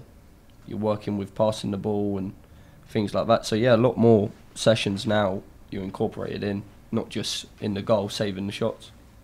And the FA run the specific goalkeeping course, level 1s, level 2s, UEFA B in goalkeeping. I always find it quite interesting how you have to have done the outfields to do the goalkeeping, which, and I don't know if any of you guys have done the level 1 or level 2s, must be frustrating if you want to go into coaching, because you've got to then do the outfield qualifications as well. Well, yeah, that's at my age now, that's exactly what I'm going through at the moment. I've got a goalkeeping school through Kingstonian, but it has to go through someone else because they've got their badges. They want me to go and do the badges, but then they want me to do the players' ones as well, which means I've got to find double the money to be able to go and do that. So I'm sort of at that moment. That's where I'm at the moment, where I've got to go and do one of my badges, but I don't understand why and then I've got to take more time off work as well to go and do the playing side. I don't understand it. I asked this question when we did a show before on coaching courses, and I did ask the question of why that's the case, and the answer that you get given officially is that you need to be, as a coach, as a goalkeeping coach, you need to be able to understand why the outfield players are doing what they're doing, and you may have to be involved in that as a goalkeeper. If you don't understand coaching of outfield players and have gone through that process, you can't coach the goalkeeper fully. That's the answer. I'm not saying I agree with it, by the way. No, I'm not sure I agree, because the outfield players don't have to do the goalkeeping one. Yeah. So yeah, if they don't know what the goalkeeper's going to do, then I'm with Rob. I can't understand it. Interestingly, on the UEFA B that I was doing this year, they brought a whole afternoon in on goalkeeping at UEFA B level, which probably suggests that you're right, that if it's going that way, why can't they then bring an element of outfield into the... What sort of stuff was it? Like, it was working on two goalkeepers involved in a small-sided game, and in a game situation around all the other players, how you can coach the goalkeeper within that session. Simple things like distances from being off your post, from a corner, from crosses, where to be, when to come to collect, but in a game-based situation. Interesting. I mean, I think if you're going to make goalkeepers do outfield qualifications, then there's got to be an element of it going the other way around as well. So, but I mean, was that, if you're up to UEFA B, is that the first time that there's been goalkeeping in like an outfield coaching badge? Is that the first time it's been mentioned, or was it very little in level 2 on goalkeeping? Obviously, the specific courses they'd say would be the way to go. It's interesting how it works. I should have asked Pete that question, being a county coach developer. And I know, Mick, you want to ask a question about goalkeeping coaches. Yeah, basically to all of you, and I'd like you all answer, because I think, unsung heroes are the goalkeeping coaches, the people that coach you. I'd like you, so they can get a bit of a shout out, the fact that who you rated as your best goalkeeping coach through your career, or each of your careers, so at least they get some acknowledgement of the hard work they've done. Well, we're starting to go around. Yeah, I'll get mine out. I've had a few, and I liked them all, Mick. I was grateful. Is that all you're saying? I was grateful for their time, because they didn't get paid, or they got very little travelling expenses. So I was grateful for what they done for me and the time they give me, and because it is quite sort of one-on-one, and you build up. It's more than just a goalkeeper coach. You sort of build a friendship, relationship, which I still have now with other coaches that I've worked with in the past, and I'm grateful to all of them for their time that they give me. So all of yours were good, right? That's They were great very good, diplomatic. yeah. You must have someone specific that you rate so highly that have helped your careers. For me, it was when I was at Ebbsfleet with goalkeeper coach Ron Hilliard. Right. He used to be the old Gills keeper. I think he's their all-time appearance holder, 650 games for Gills. And he just basically taught me the basics from going from, say, kids football to men's football, and they've stuck with me throughout. So I'd say Ron Hilliard. Right. Where goes that? Well, too many to mention. At the moment, I do a lot of work with Colin Barnes, who's head of recruitment at Crystal Palace. He's been coaching me since I was 13. He's probably done the most work with me in my career. He's been massive help develop me all the way from a youngster to now. And then at the moment, I'm training with Fulham and AFC Wimbledon. AFC Wimbledon with their first team, Ashley Bays. What a goalkeeper coach! Modern day goalkeeper coach. He'll probably be goalkeeper coaching in the Championship or Premier League soon. He's really on it.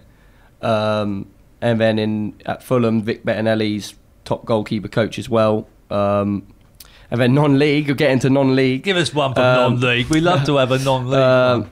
Both the goalkeeper coach I've had this season at Leverhead have been brilliant, Adam Dedman and Jordan Bradley. And then obviously Dale at Hayes at the moment is top man as well. You covered them all, mate. Well done. I was just going to say before I go on to James, what makes a good goalkeeping coach? You've obviously had great experiences. What makes a good goalkeeping coach? I think the best goalkeeper coaches don't just understand you as a goalkeeper; they understand you as a person. So they know how to deal with your personality, because some goalkeepers need to be ranted and raved at. Some goalkeepers need an arm around their shoulder. Some goalkeepers need to be motivated before a match. Some goalkeepers need to be calmed down. So knowing your goalkeeper as a person as well as a goalkeeper is massive. And James, for you? I had a guy called Mark Stewart earlier in my career who was he was at Brighton when he was younger, and he was really good. I was a lot younger when I was with him, and I did a lot of. He sort of first got me really understanding the importance of the footwork and stuff, things that get sometimes overlooked. But like Zeki said, he understood me more as a person as well, and understood that, I'd be my own biggest critic and I'd beat myself up, sort of thing. So he, the psychological sort of part of it almost about how best to handle things, and he was really important. And John at the moment at Burgess Hill has been great. He's been really good since I went back with him at January, February last year. I feel like I've improved a lot. So yeah. We talked a little bit about the FA and what they provide and the difficulties perhaps of getting on those goalkeeping courses. How important are goalkeeping academies? There's a few examples around of elite goalkeeping academies, and one's for non-league as well. DK1 Goalkeeping provides a non-league goalkeeping academy designed to help Southern League, Wessex Leagues and Hampshire Premier League goalkeepers. There's a few of these around just for keepers as well as one Pro 1 Goalkeeping Academy. Have any of you been through goalkeeping academies, and how important are they to getting people A, participating in goal, and B, improving their abilities? To be honest, from my own experience growing up, I was fortunate enough to be in I was at Millwall sort of growing up, so I didn't really go to them sort of academies, but I can understand why they're there, and they do benefit because it is such a specific position. You do need to put the effort in during the week, and I think they are key for the youngsters growing up. They do need to learn the basics, and it's good. It is good that they're out there. Yeah. I think it's really good that obviously there's specific goalkeeping academies coming out there now, because I guess the traditional view of it is that it gets overlooked as a position sometimes, and I mean, I don't know what the case was, but when I was 8 or 9, it was always just stick somebody in goal, because they weren't afraid to just get a ball pumped at them, basically, which is how I ended up in goal. And it's good that there's more specific training about it now, and that people are taking more notice, because, as we say, the art of playing out the back and things like that. It's become there's more and more scrutiny coming onto it. It's not just putting a lunatic in goal. So yeah, I think it's good. For all budding goalkeepers, youngsters that might be listening, or dads listening to this show tonight, and they've got a young lad that they feel have got potential and they want to push him goalkeeping, just general advice, where would they start and where would you point them to? Because I'm sure there are some dads and whatever listening. My goalkeeping school. Right? Rob Tolfrey's goalkeeping school. You better leave. You better sponsor us as a show then.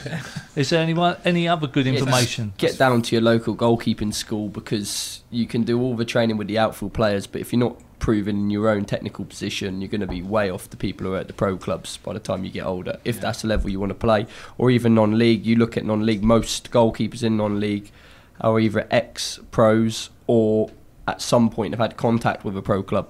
So I don't know many that have had no contact at all with a pro club in their career. So how does a youngster, though, because you're talking about maybe people flowing into the non-league, how do those that are coming up as young kids going to try and make it even into the non-league game? What direction do they go? Just finding their local goalkeeping academy. I'm sure you can Google goalkeeping academies near wherever you live and go to that. Yeah, it's about finding somebody that can specifically like spend time with you as a goalkeeper. I remember when I was like 11, 12 or whatever, I changed the club that I was playing for, or the youth club, because there was the offer of like a specific goalkeeping coach, like somebody who understood goalkeeping. So finding your local youth club that has somebody who's able to dedicate that time to doing goalkeepers stuff. Yeah.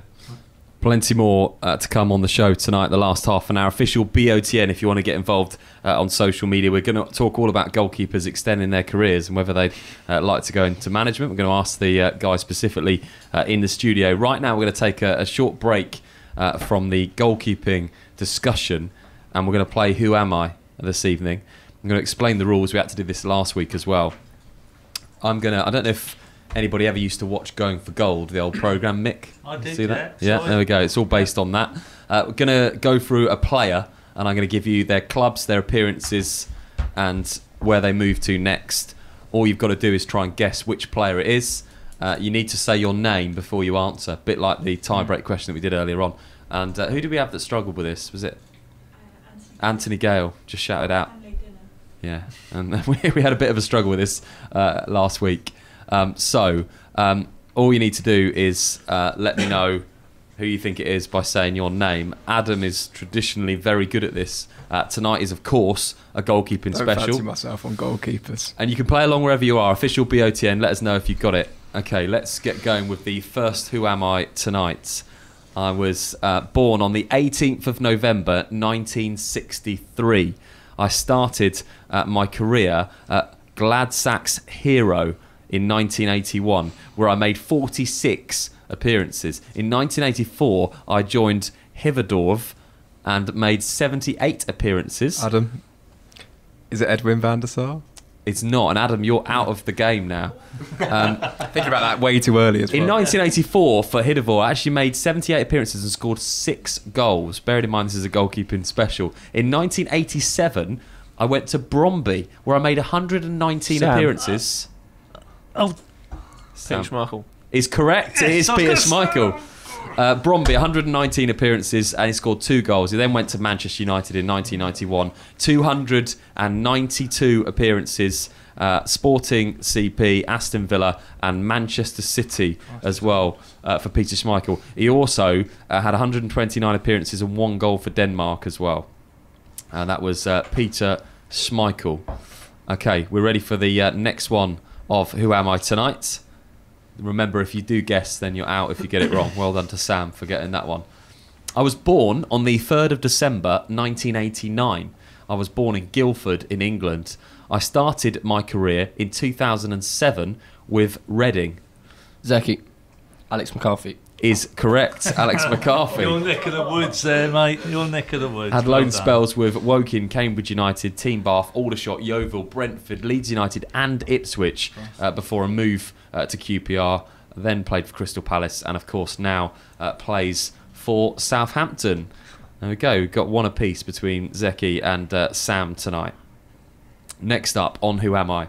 I was born on the 18th of September 1949 in Leicester in England.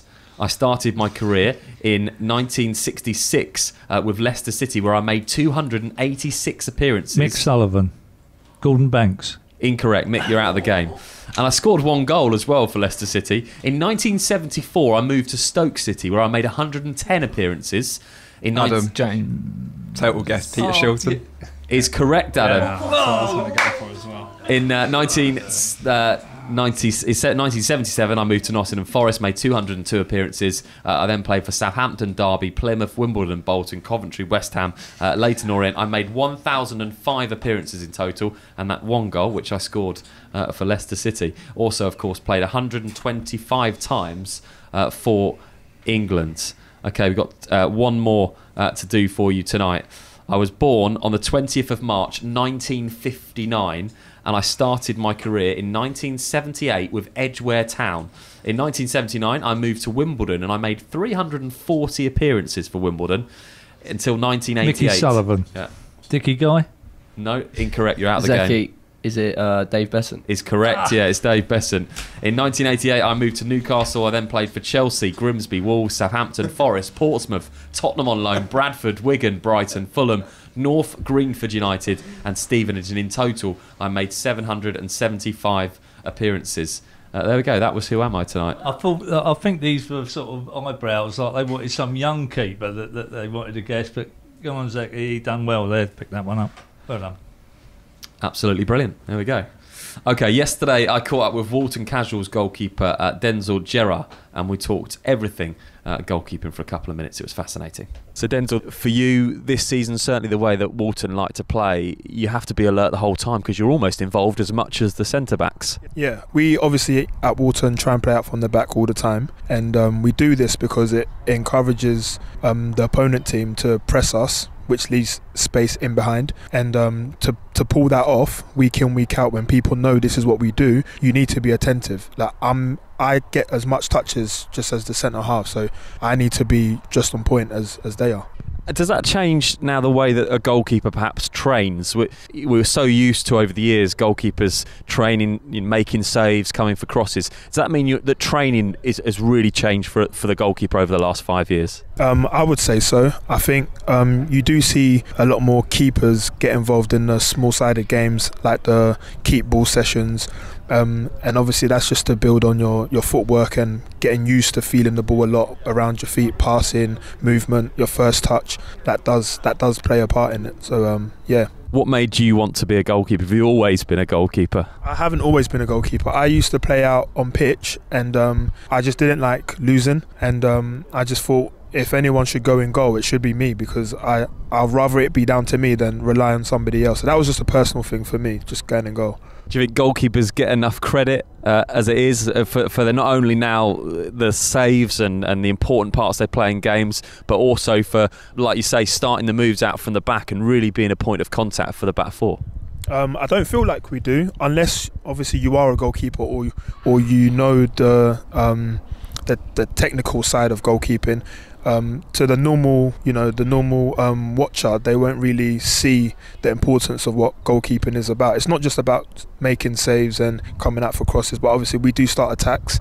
We have to be always attentive with our feet as well, playing up from the back end. And even with making saves, it's not just making a save. You kind of have to make a save and think, okay, if I'm going to parry it, where am I parrying it to? There's a bit more to it than just making a save or just goalkeeping. There's a lot more to it. Playoffs, hopefully, for Walton coming up. Always love to see a goalkeeper come up in the last minute to try and get an equaliser or a winner. Is that something that in the big games, in the cup competitions and the playoffs, that you have a little look? Do you have to look over to the gaffer, or do you just go? I would probably just go. If I think I could go and get something on it, I'll do it. I'll do anything to make our team win. So I think that's the bottom line. And if it means me coming up in the last minute, then so be it. Look forward to seeing that in the playoffs. Have your say. Get in touch on social media. Just search official BOTN. Yeah, that was fascinating, Mick. And we saw on the game on Monday that Walton Casuals most definitely like to play out, and he was involved in a lot of the game. Yeah, he done very well. I just was sort of chatting to the guys sort of in the break there. I was just wondering whether he's come from a professional club, come down, and because Anthony does try to cherry pick those type of people that have been in the sort of professional game or academies, young good academy boys. And I'm wondering whether that's his background. Maybe someone can tweet in, let us know whether that's the route he come into non-league football. I will keep on championing that we really want some people coming up the ranks rather than coming down the ranks. I think there is far too many professional players or how can I put it, academy boys coming into non-league game and not enough coming up into non-league game. So I want to try and champion the sort of step 5 and lowers to try and sort of people look at that level a little bit more than what they have done. Let's talk about playing careers as a goalkeeper. It could be an argument said that careers tend to last a bit longer at any division, from non-league up to the Premier League. Some managers are younger than goalkeepers nowadays. Why aren't there more goalkeepers who turn to managers? And can you think of any? Well, they're quiet here, aren't they, Ben? I'll go, because I remember this. I obviously worked under Alan Dowson for 5 years, and he used to tell me that goalkeepers just can't be managers. They just can't. And you try and argue with him, and you can't think of a goalkeeper that sort of made it a good career out of managing.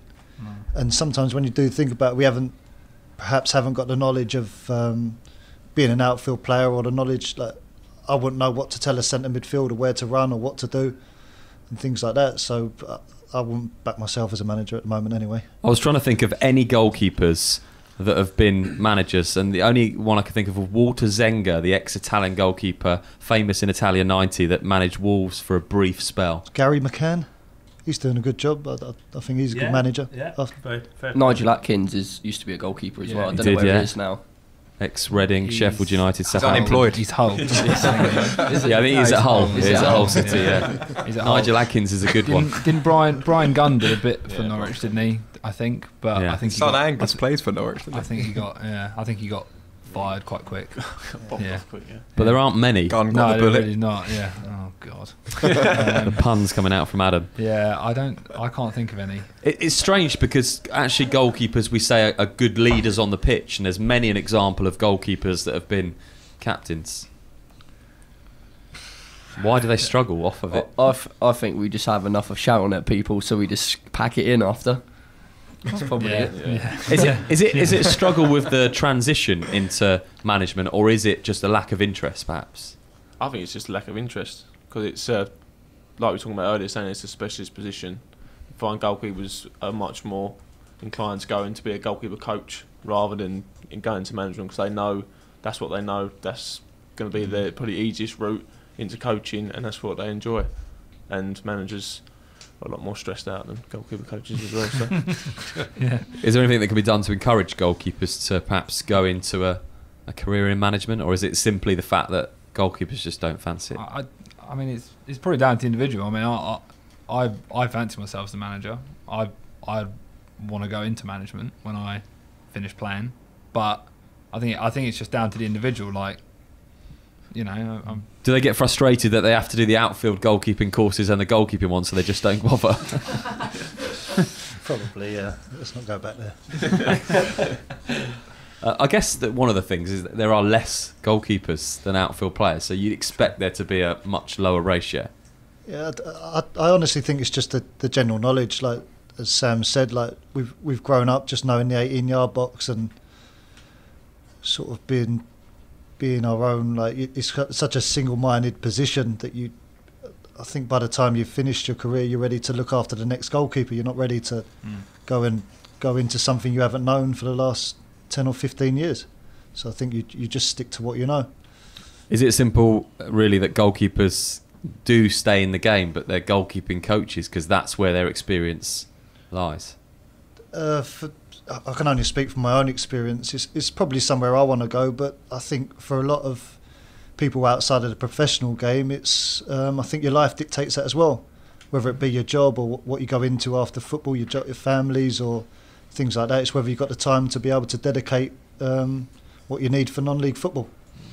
I personally think as well that sometimes goalkeepers maybe are not taken as seriously by those who are in charge of like the decision making because of the various things we've spoken about, like, you know, being in your 18-yard box or whatever, or not having the experience of an outfield player. I think sometimes that I mean, I don't have any specific examples, but I know that sometimes, like, whenever an opinion's been voiced by a goalkeeper, people just go, well, you're a goalkeeper, and you know, you don't understand the rest of the game. So let's get to the bottom of it now in the next 5 minutes. So, if we're saying that goalkeepers struggle to become managers and a lot of them go into coaching, we need to understand why. Is there anything specific about a manager that a goalkeeper can't do? You mentioned there that maybe the criticism of just being a goalkeeper. What makes a good manager?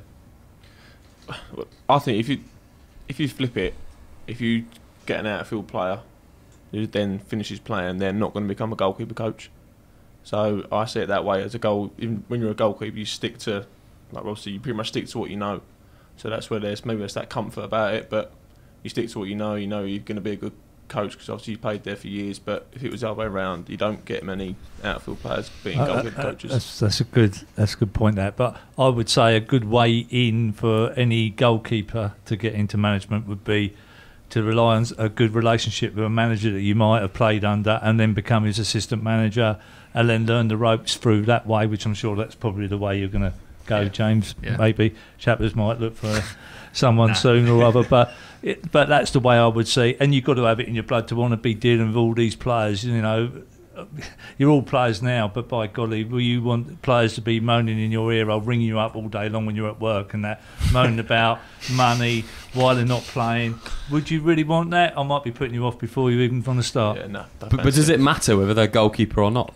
You could say that anyone doesn't want that. No, if you're a good manager, then great. Yeah. You know, you will fill that spot straight away. And there's plenty of goalkeepers that are good listeners and got great sort of tactical brains as well. You know, I'm not doing them down. I think you're doing yourself an injustice. I think I've spent like enough time watching the rest of the game and seeing what goes on a pitch and having that, you know, sort of back to front view of it, and having like, I have quite a clear idea in my head of how I mean, I might not be able to give like a specific like position, like a winger or a striker or whatever, like specific tips, but you know, I have a quite clear like tactical and like, or like style of play or like way that I would do things if I was a manager, in terms of like man managing and things like that, which I don't think your position that you've played in affects that at all. I think the higher up you go, then you're going to need like individual coaches for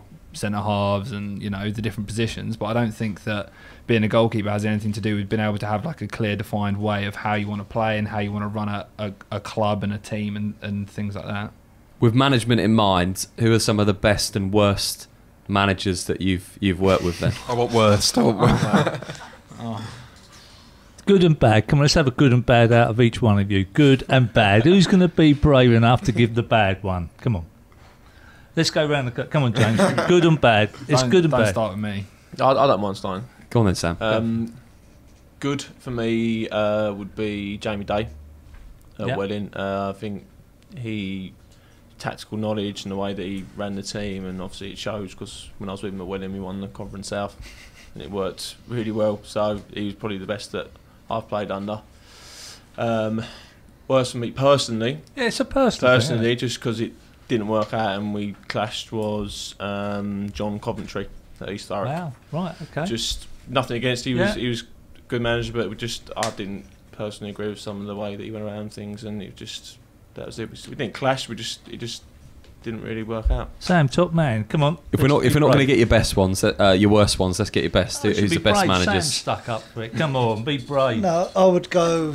To be honest, I've got on with all of my managers. Just name the best. That's fine. We'll take that.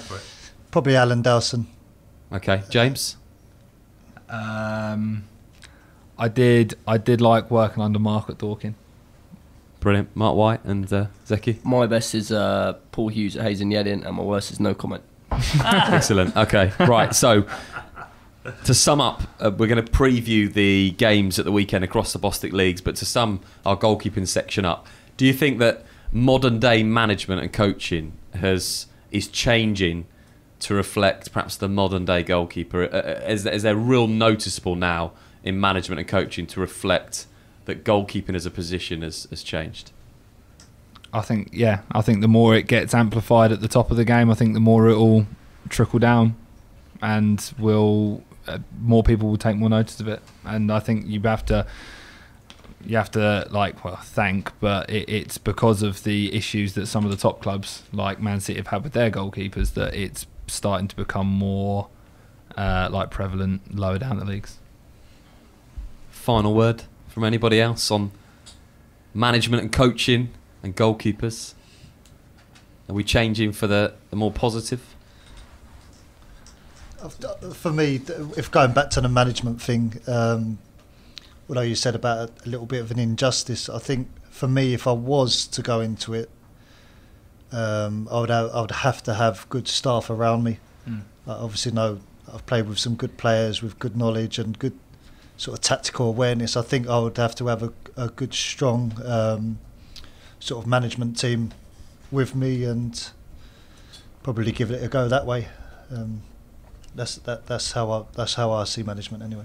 The debate continues on goalkeeping. Official BOTN across social media. Before we preview the fixtures at the weekend, Adam, how's our poll looking today? It was related to goalkeeping. Should Corinthian casuals be allowed to break the rules of the transfer window to bring in a goalkeeper, an emergency goalkeeper, because of the injury to Danny Bracken? Yes or no?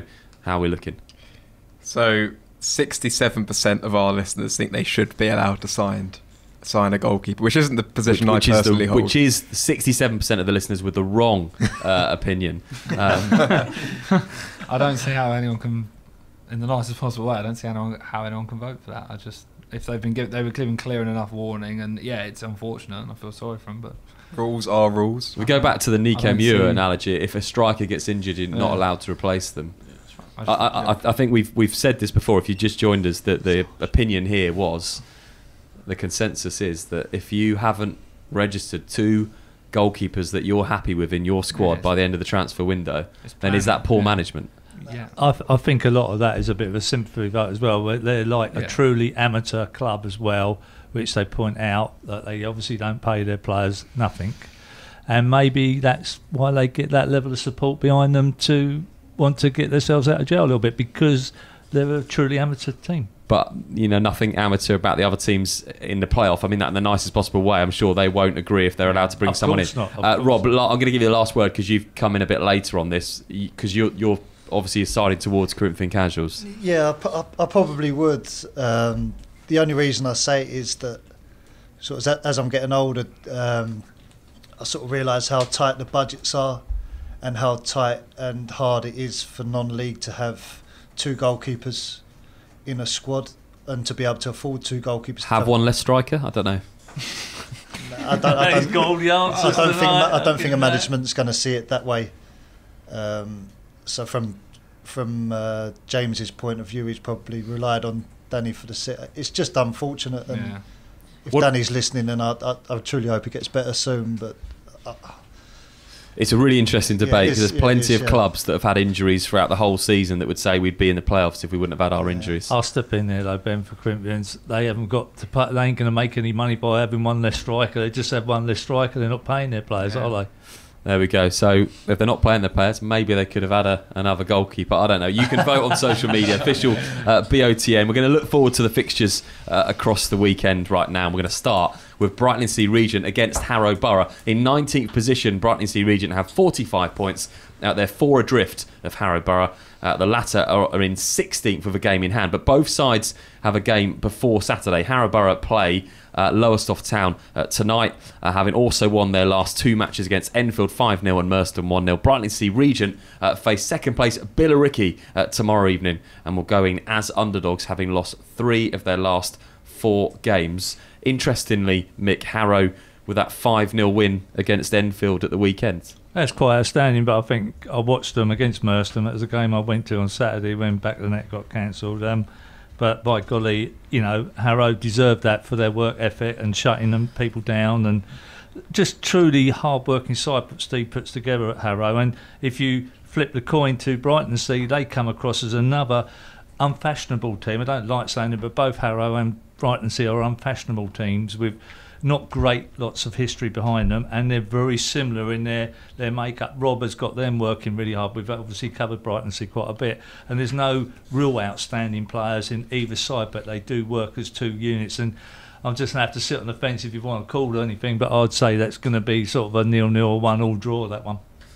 Burgess Hill Town take on Dulwich Hamlet on Saturday as it's top v bottom in the Premier Division as the Hillians host the Hamlet. Last night, Billericay hosted Tunbridge Angels, which saw Dulwich slip to second. However, they remain hot on the heels, having not lost since their 2-1 defeat to Wingate and Finchley in January. Incidentally, a hurdle Burgess Hill have to overcome before Dulwich are Wingate and Finchley. These two sides play tomorrow. Burgess Hill currently rooted to the bottom of the division, having only collected 4 league points out of a possible 30 in their last 10 games. They do, however, have a 3-game advantage over relegation hovering Tooting and Mitcham United, who have 1 win more under their belt. James, I'm going to come to you. Obviously, your team, bottom of the league, 3 games in hand on Tooting. What's the mentality like in the dressing room with those 3 games in hand?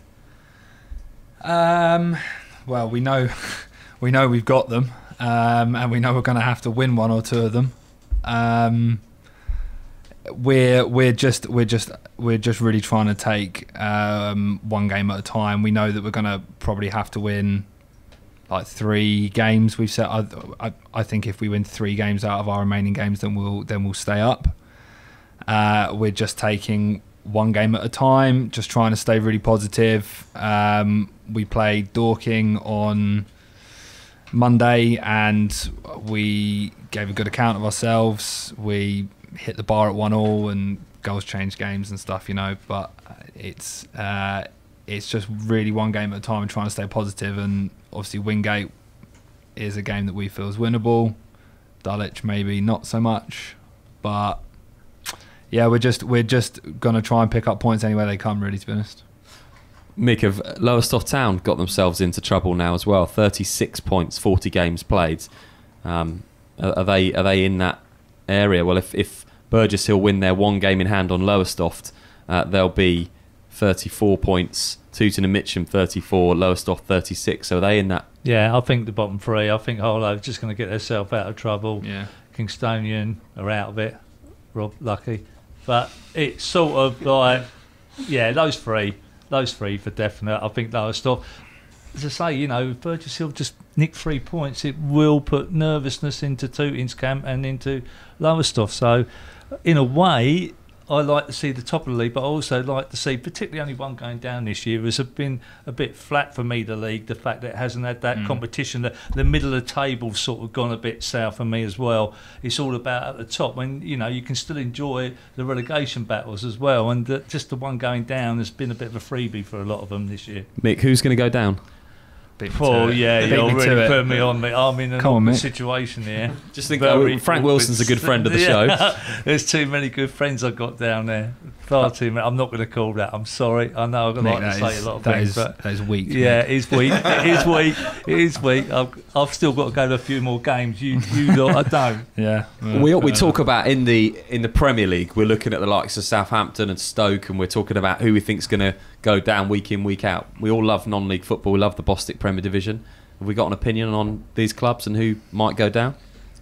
Well, can I ask Zeki, what's the difference? Because you've played in the Bostik League and now you're playing in the EvoStik League. Is there a big difference? I wouldn't say really. I'd probably say the EvoStik League's a little bit more physical because you've got a lot of the teams that are in the middle of nowhere and you've got big farmer blokes, But no, I would say probably in the Bostik League it's probably a little bit more technical, and I'd say it's a little bit more physical in the EvoStik. Do you know these teams? Have you got an opinion, having played in this division this year? Have come up against those 3 sides at the bottom? It's too tight to call. You can be honest, mate. You can be honest. We're not very good. It's tough.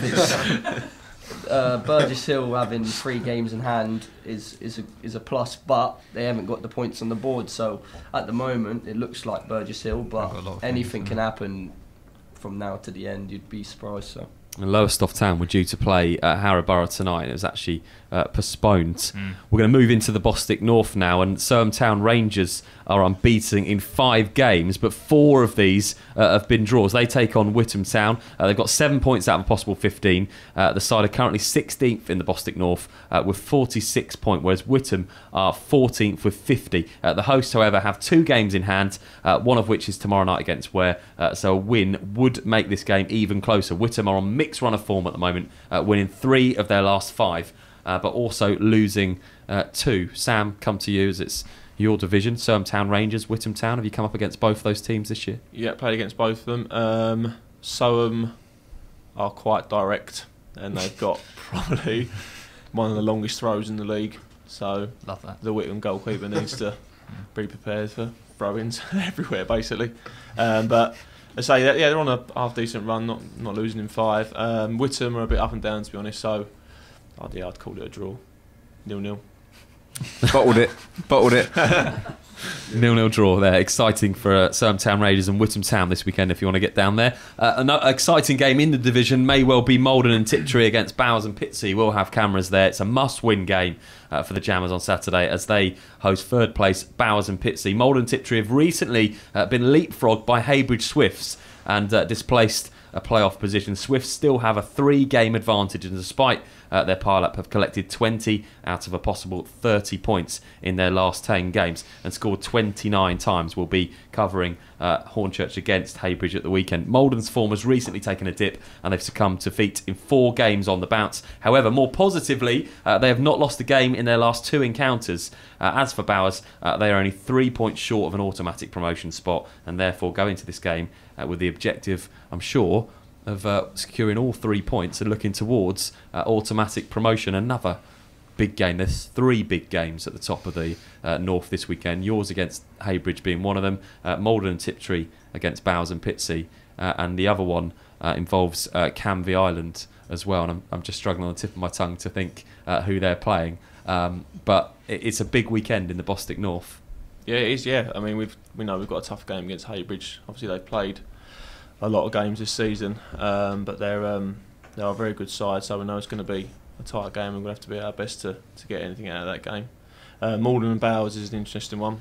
From a Hornchurch point of view, we want Maldon to do us a favour, but Bowers, again, they've been in a pretty good run of form. We played them the other night and they were decent. So they're all going to be tight, and Canvey, whoever they're playing against. Haringey Borough. Apologies for Haringey Borough fans, and we are sending a camera there on Saturday. So again, a big game, 4th against 5th. Yeah, that is a big game, and that'll be a good game. I think they're pretty similar teams. So yeah, I expect a lot of goals. Have you worked out when you can get promoted? I think if we win Saturday, and I think if Potters Bar and Bowers lose, then we can possibly win it on Tuesday at Cheshunt. When you say you think, you know, don't you? I know, yeah. I know. We'll have cameras wherever you do gain promotion. I'm sure the 10-point lead that you've got, that you're feeling confident, and why not? The Bostik South, a massive weekend last weekend. We covered 2 of the big games in the playoffs. It's another weekend of playoff and title contending battles in the Bostik South. 6th place Walton Casuals take on 2nd place Carshalton Athletic. 3rd place Greenwich Borough hosts 7th place Hive Town, and 5th place Corinthian Casuals welcome league leaders Lewis to King George's Field. 1st and 2nd are currently only separated by 2 points. Just a point separates 3rd from 5th, and 7th place Hive are only 5 points short of a playoff place. It is, Mick, so fascinating in this division. Really, really exciting. But the other little bit of news which has been rumouring around for a long while now, which again, speaking to someone when I was at a game the other night, someone very influential told me that there will be a 3rd automatic spot likely to go up in the South Bostik, because there are 2 at that level of football. There are 2 extra positions allowed to be promoted, and at the minute the Bostik South is holding the best points per game basis. So where the pressure might have been on with Walton Casuals and Hive Town, that looks like it's going off a little bit, the fact that they will automatically promote whoever finishes in 3rd, because I think all of our teams are in the best positions right the way across that level of football, and that will allow Hive Town to come in to the playoff position. So exciting, even with all these other. We've got to look forward to all what's going to go happening at the end of the season with all the boundary changes yet. which is going to be absolutely brilliant. Yeah, it's going to be fascinating to see. The other game that's in the Bostik South is South Park against Horsham. It's a Surrey versus Sussex derby. It's bound to be close. One position separating both teams in the table. The visitors, Horsham, sit 13th for 53 points. In 14th, South Park are just 3 points behind. Furthermore, the Sparks have 5 games in hand. This is a perfect opportunity for the side to climb the table and return to good form. They have lost 3 of their last 4 games, but also play Herne Bay tomorrow night. Horsham also on a mixed run of form, losing 3, drawing 1 and winning 1 of their last 2. Local derby for you to get yourself down to if you're in Surrey or Sussex. Moving into the Vanarama National League, Dover Athletic play Torquay United, a game with equal sense of importance for very different reasons for these two sides who sit at the opposite ends of the table. Dover, who sit 8th on 64 points, looking for a playoff spot, currently sitting just outside those places as we speak. They suffered a setback last time out, losing 2-1 to Ebbsfleet, so they'll be hoping to return to winning ways this weekend. They'll have a tough test, though, against the Torquay United side, who could pull off yet another great escape as they fight for survival in the Vanarama National. The visitors went a long way to helping their cause by beating fellow strugglers Woking 2-1 on Monday night, which also saw Woking's manager leave. They look to improve on their current standing of 22nd place with 37 points. With both teams currently equal on form, 10 points in their last 6 games, the hosts will take comfort that only have 3 games left after this fixture, with Torquay realistically needing to win all of their last remaining games to stand a fighting chance of remaining in the league. Does anyone pay a particular amount of attention to the National League? It's very close this season at both ends. I follow closely my mate Grant Smith at Bournemouth, and I know they're up there. I think they're 3rd, and they look likely to be in the playoffs and hopefully nick promotion that way. I think he's kept the most clean sheets in the league, something like 17 clean sheets in the league. It's a joke. Another big club, Torquay, that were in, of course, the Football League not so long ago.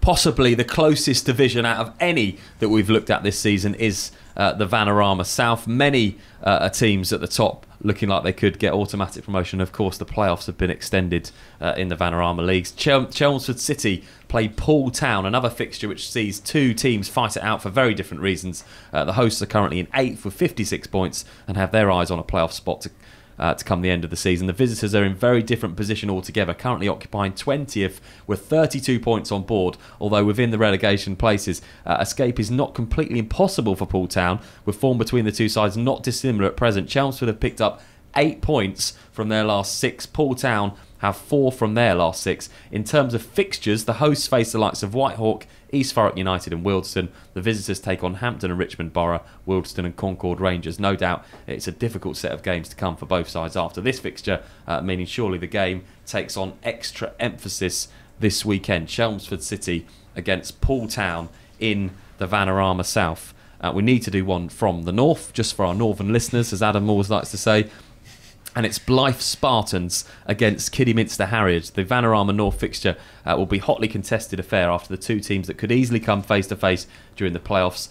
Blythe Spartans are in outer reaches of the playoffs at present time, currently in 8th place with 52 points. Don't forget the top 7 go into the playoffs. Kidderminster Harriers are already within those places in 4th with 59 points. We'll be looking to and they'll be looking over their shoulders to cement a playoff spot come the end of the season. The visitors take the upper hand in terms of form going into the game. 10 points from their last 6 games. The hosts have only taken 6 from a possible 18 in their last 6. So looking to improve and hope to break into better form and into those playoff places at the weekend. Blythe Spartans, Kidderminster Harriers, 2 big names really. 2 interesting names. Yeah. Spartans and Harriers. No, I think Blythe Spartans have a bit of a cracking centre forward this year, so I think they're having a good time of it. I fancy them to beat Kidderminster. There you go. Predictions from Adam if you're looking to get a bet on this weekend. The Evo Sticks South sees Winchester City take on Yate Town. We always like to give you a couple of fixtures to look out for. It's a middle-of-the-road clash. You see 2 teams who are side by side in the Evo Sticks South West table come together this weekend at Den Plan. The hosts are currently 11th with 53 points. Yates are close behind in 12th place with 49 points. We're reaching April. We've got a prediction of Winchester City against Yate Town in 11th and 12th, but it's one for you to look out for at the weekend. They've got really important fixtures, both of these clubs coming up as well.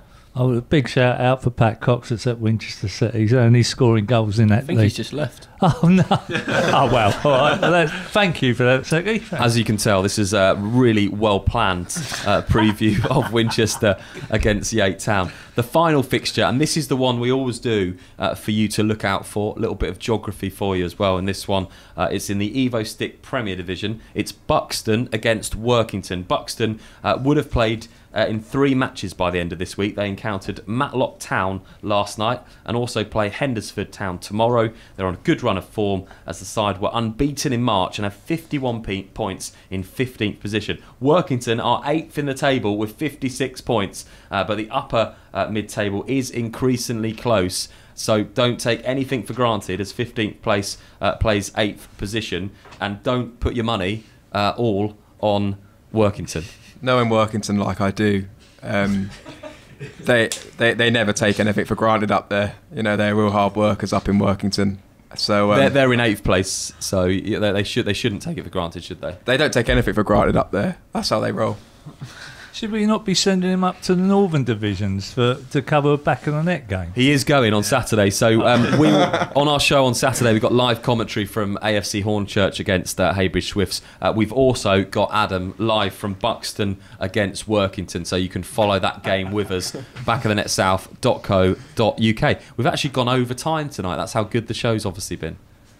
Well, long anyway. A big thank you to all of our guests this evening. Thanks for coming in. Zeki Wallard, James Shaw, Rob Tolfrey, Sam Mott, and of course Mick Sullivan. Thanks for your company tonight. Don't forget, you can watch the show again on YouTube. All you need to do is search Back of the Net. The Bostik League show at the weekend comes from AFC Hornchurch as we see if they can take a step into the Premier Division. And of course, you can get our podcast to get the best bits of this show at the weekend as well. From all of us here, thanks for listening and watching, and you can join us again next week from 7 o'clock.